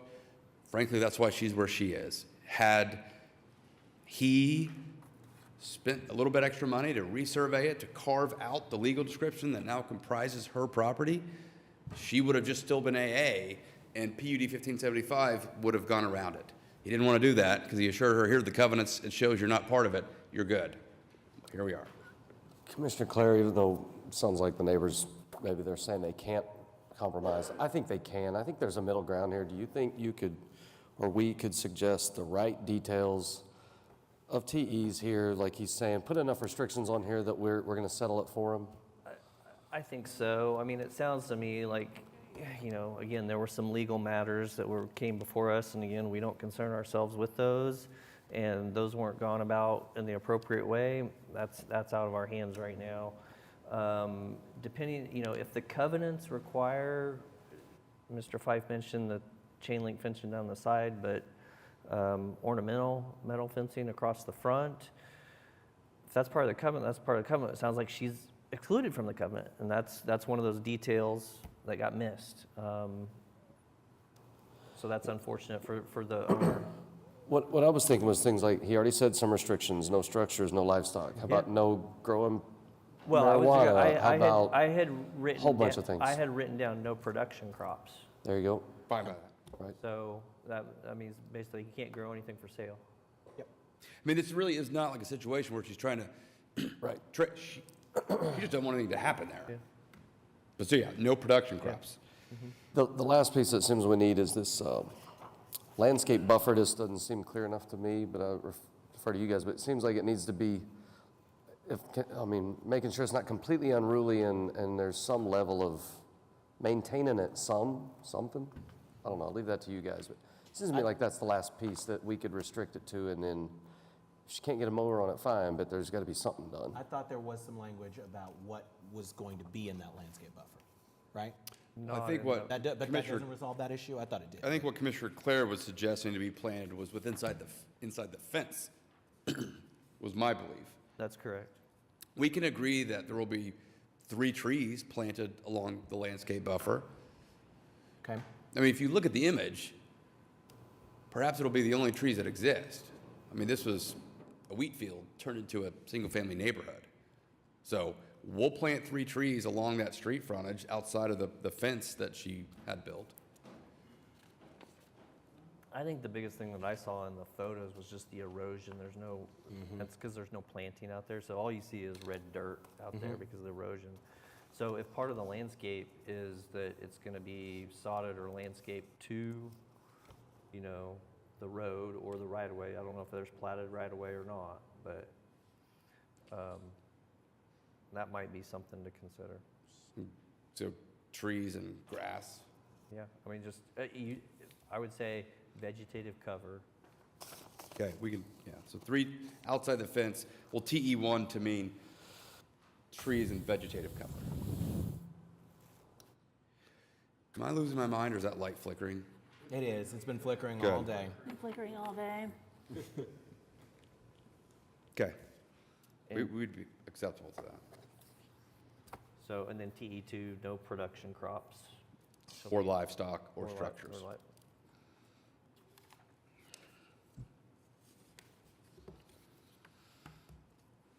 Okay. Anybody else have any input, thoughts? I must admit, I don't feel particularly good. I'm gonna agree to all the changes. I just don't feel good about it. How many times have we sat at this horseshoe and listened to people beg to live next to AA, beg to have less intensity? We literally are about to grant that to someone, and we are imposing some pretty incredible restrictions on them to have a less intense use than they already have right now. So from that principle, I don't like it. But it sounds like the applicant is open to it, and I certainly respect the concerns that Mr. Fife has, so I'm gonna vote yes with these changes, but I'm baffled, honestly. But It's like law school 101, that hard facts make bad law. exactly. And it's there's just nothing about this that I like. It's Yeah. just a mess. Because the irony is it was AA before it was PUD 1575. Then she was So- misled by the developer. Well, anyway, I think we're ready for a motion. Okay. I will move to recommend approval to City Council on SPUD 1505, subject to technical evaluation 1 and the addition of technical evaluation 2 that says no production crops, livestock, or structures shall occur on parcel. Is production crops a term of art? Does that mean something? Leaving that to the landscape architect. Crops grown for sale. Does that cover the trees and ground cover we talked about? They're not gonna sell them. That's TE1. Oh, okay, so you're amending TE1 to include all the things that we talked about as far as the trees and The vegetative cover. Yeah. Yes, okay. And then in TE2, TE2 is no production crops or crops grown for sale, livestock or structures shall occur. okay. And it's 1507, not 1510.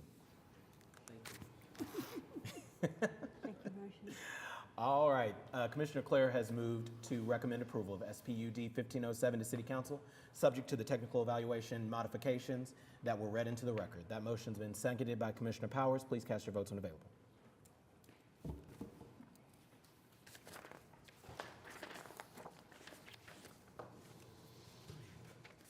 The motion passes. Thank you. Thank you. We're now in line for item 14. This is SPUD 1510, application to rezone 1323 West Park Place from R3. Fallon Brooks, 733 Northwest 22nd, representing the applicant. This one's pretty straightforward.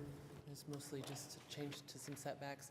I did have a little bit of a concern, I guess, that I want to make sure is alleviated before we finish this, I guess. But to the property, the legal description on the deed gives a westernmost boundary of the property as being the east, basically the eastern side of Douglas Avenue, which is, it's not really a boundary that you can prove. And so I wanted to make sure that that the setback, that we've put 12.83 feet, but it's 12.83 feet from a line that we can't prove its location. So that's, I'm not sure if we need to change a language on that, or if that's something staff can work out, or if we need to continue this or what. Otherwise, it's pretty straightforward. I'm going to leave that question to staff, but I'll call on Commissioner Govine with any comments. Sure. I don't personally have any issues with the development. It's not all that, it's, you know, we've seen a number of these in this part of the city. It's otherwise pretty straightforward. Yeah, it's pretty straightforward. The uses are very limited. The height limit is still 2.5 stories, 35 feet. 40. I'm seeing 35 here. Am I reading that right? Case 14? Mm-hmm. Yeah. So I didn't have any concerns there. It looked like we're reducing the 15-foot setback by 2.3 feet. Didn't bother me. I don't know what to tell you on how to locate the property line, but I support the case. I just want to make sure it's clear that in the language that where we're trying to place that line. I didn't know if we needed to base it off of the easternmost property line, but if you guys are cool with it, then I'm cool with it. Other questions, comments from commissioners, as Sarah works feverishly to find the answer to this question?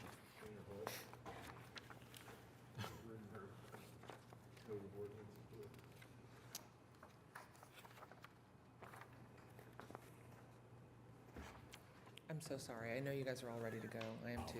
Well, I think, just off the top of my head, the setback has to be from the property line, whether it's 12 feet or whether it's more than that. I mean, I don't have a sense of that. You can't set it back from the right-of-way because the right-of-way can change. Yeah, that makes sense to me.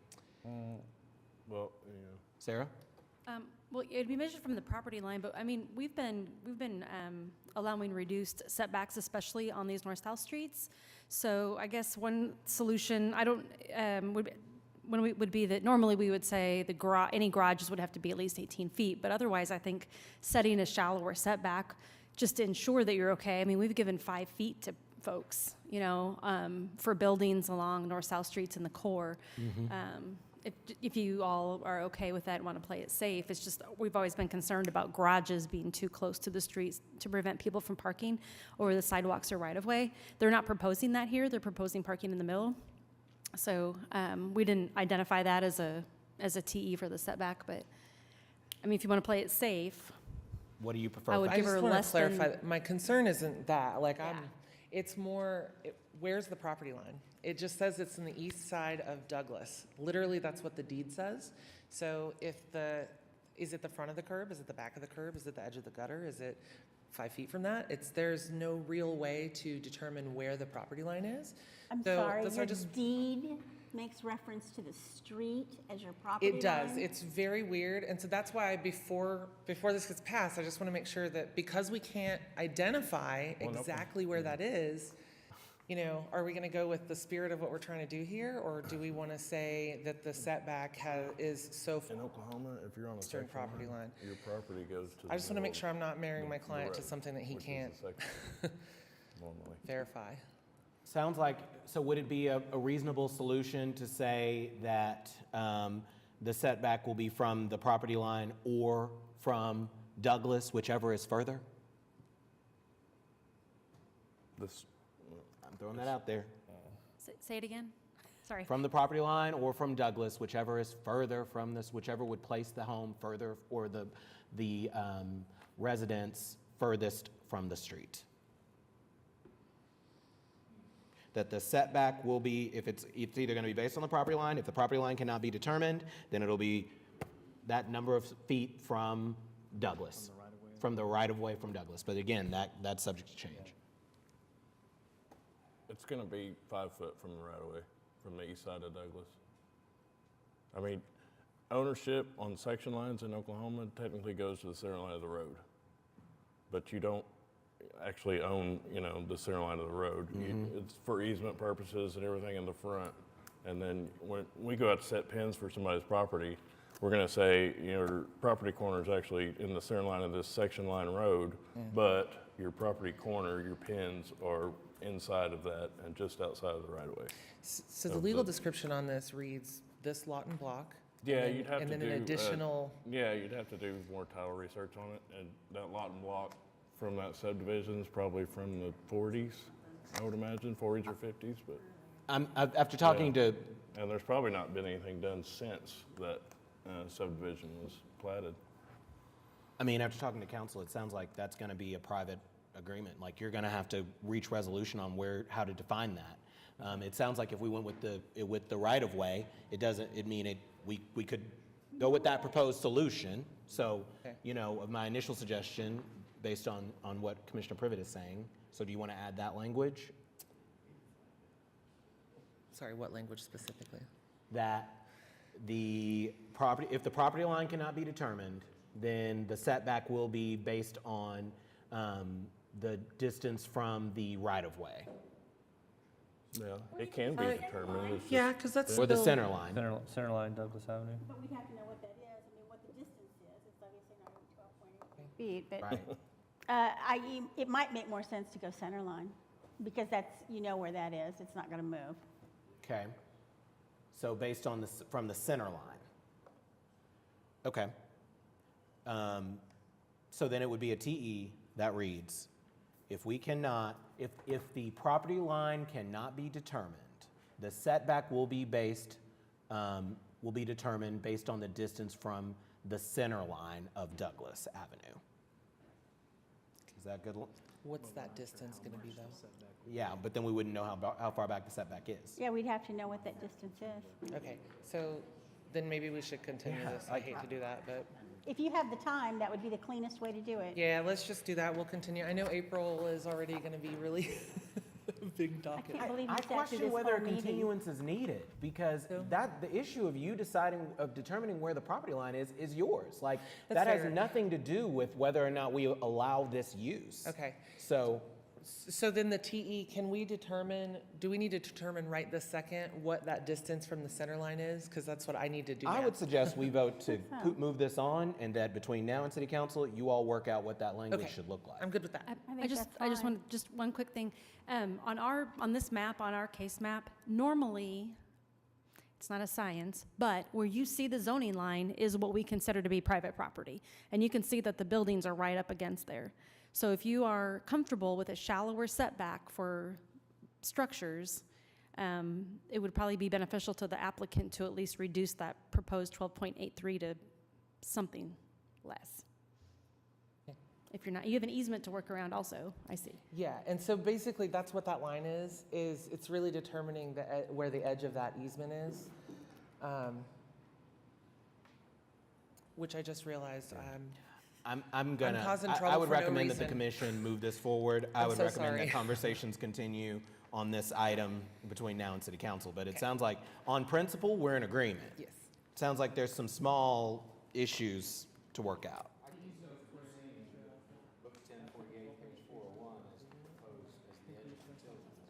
We're totally fine.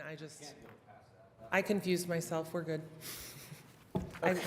Literally, the word easement made me go, oh, wait, it's actually defined in the easement where that setback is, so we're good. Commissioner Govine, would you like to make a motion? I'm so sorry.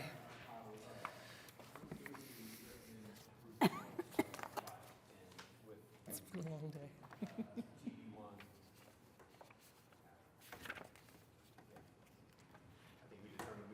we don't need it, so it sounds like. Yeah, we're good. Commissioner Govine has moved to recommend approval of SPUD 1510 to City Council.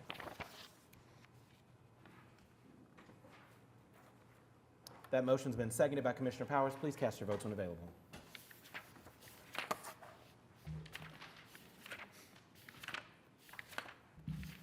Aye.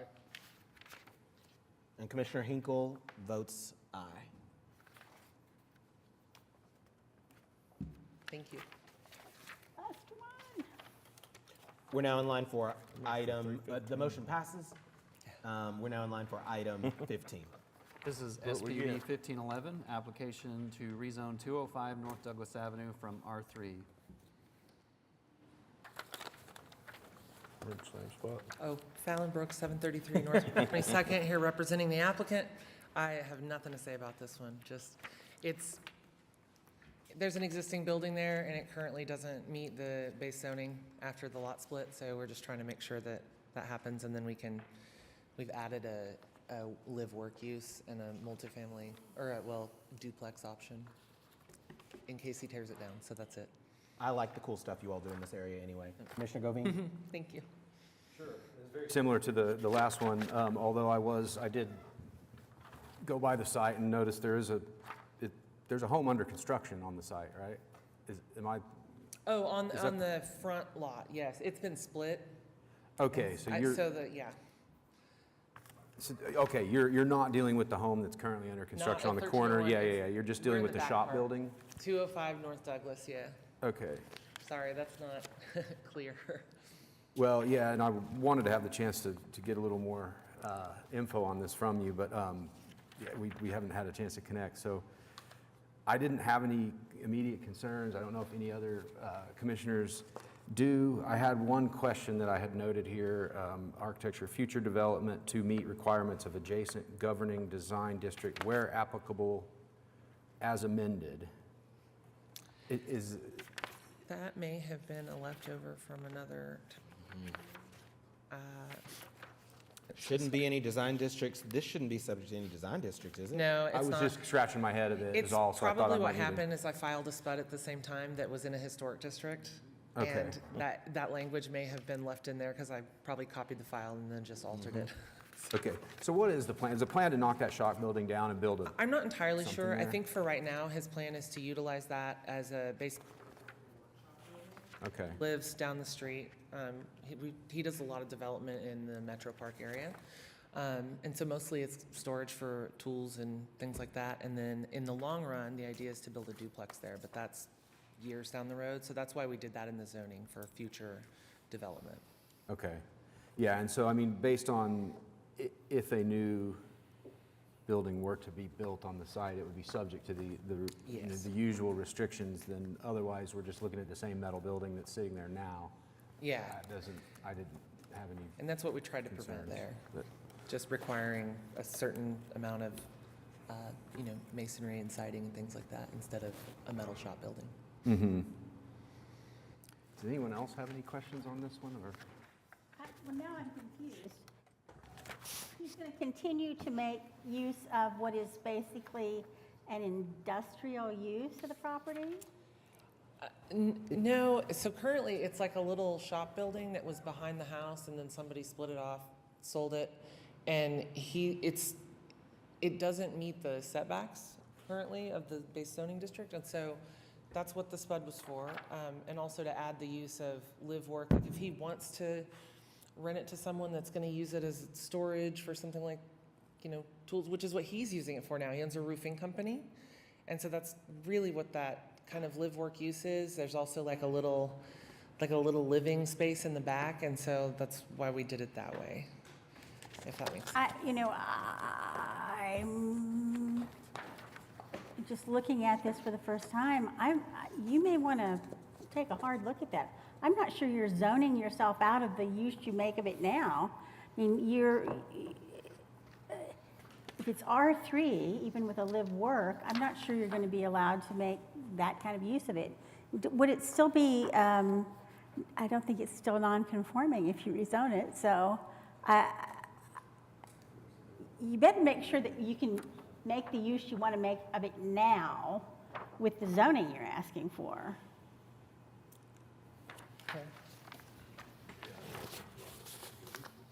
Sarah, do you have thoughts on that? Am I way out in left field here? I'm actually looking at Susan. Yeah, that's what it seems Just like to only me. because if we made the use non-conforming, they wouldn't be able to expand it or, right? Right. Yeah. Yeah, I'm a little confused on exactly what use, if it's just, she's just putting, you know, their own materials there or something, if that's an allowed in, just like that was a building or something. Can they not do that, Sarah? Yeah, and then it would become, I guess, I don't want to say words like legal non-conforming in a public forum in case that's not correct, but they wouldn't be able to expand it, and if it were demolished or destroyed by more than 60%, they wouldn't be able to build back what they have. They'd have to comply with the existing zoning, which would then be the SPUD. I've been sitting in this chair too long today, I think, so I'm going I'm to in just... firm agreement about that. I'm so sorry. I'm just going to let that go by. We'll figure it out later, I guess. I think we're, I'd be prepared to move to recommend approval if no one has any other concerns on this one. Commissioner Govine has moved to recommend approval of SPUD 1511 to City Council.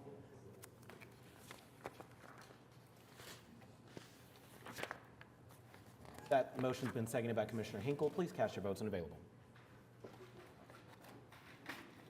The sooner they build that duplex, the better. Right? Oh, I know. Metro Park.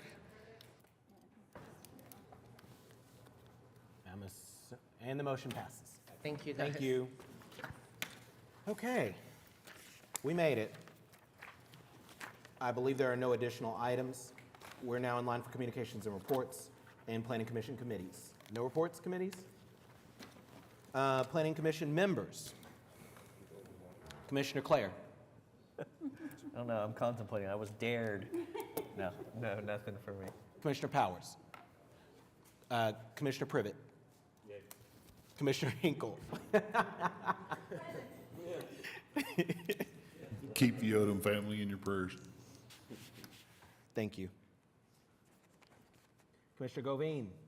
Nothing other than I wanted to make one quick note on I know we have our Panhandle study session coming up, and having dealt with one of those in the past, one of the issues that comes up is, and Klaus was saying, developers don't like this either. Kind of true, but what they do like is even if they're going to rent it, they like the ability to know they can sell it with a fee simple title. And so hopefully that will feature in the conversation is like, we want to make sure whatever we do allows people to someone can get a mortgage to buy that in the future. And I'm sure you've covered that. But And thank you. I've had cases where we've done these kinds of infill developments, had this issue come up, dealt with them because they intended to rent them, and then later wanted to sell them. And so that's very real. Yeah. Thank you. Commissioner Noble? Commissioner LaForge?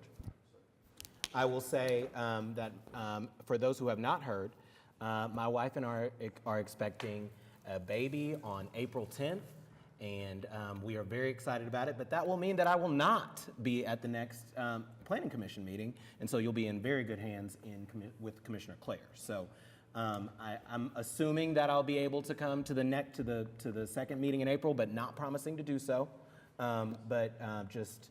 I will miss you all. I will miss you all as individual people. Maybe not some of the issues, but I will miss you all. But that's all I have. Planning Department? Just wanted to mention the upcoming study sessions, like was mentioned, we'll be covering flag lots and so much more. April 27th, and I'll send this out on an email, but that's the first one and it's coming soon. April 27th, we'll send out an email and you can respond. If that doesn't work for you all, we can reschedule, but May 25th, August 24th, October 12th, and I'll send out kind of the proposed agenda and topics for those, and you can respond and make sure that everything that needs to be covered is covered, including flag lots and sewer lines. We haven't talked about it enough. Tomorrow morning is the training session. Looking forward to seeing as many of you as possible there. Stakeholder advisory team for the code update is next week. And by the way, the new code does work into some clarifications to some of the things that we talked about today.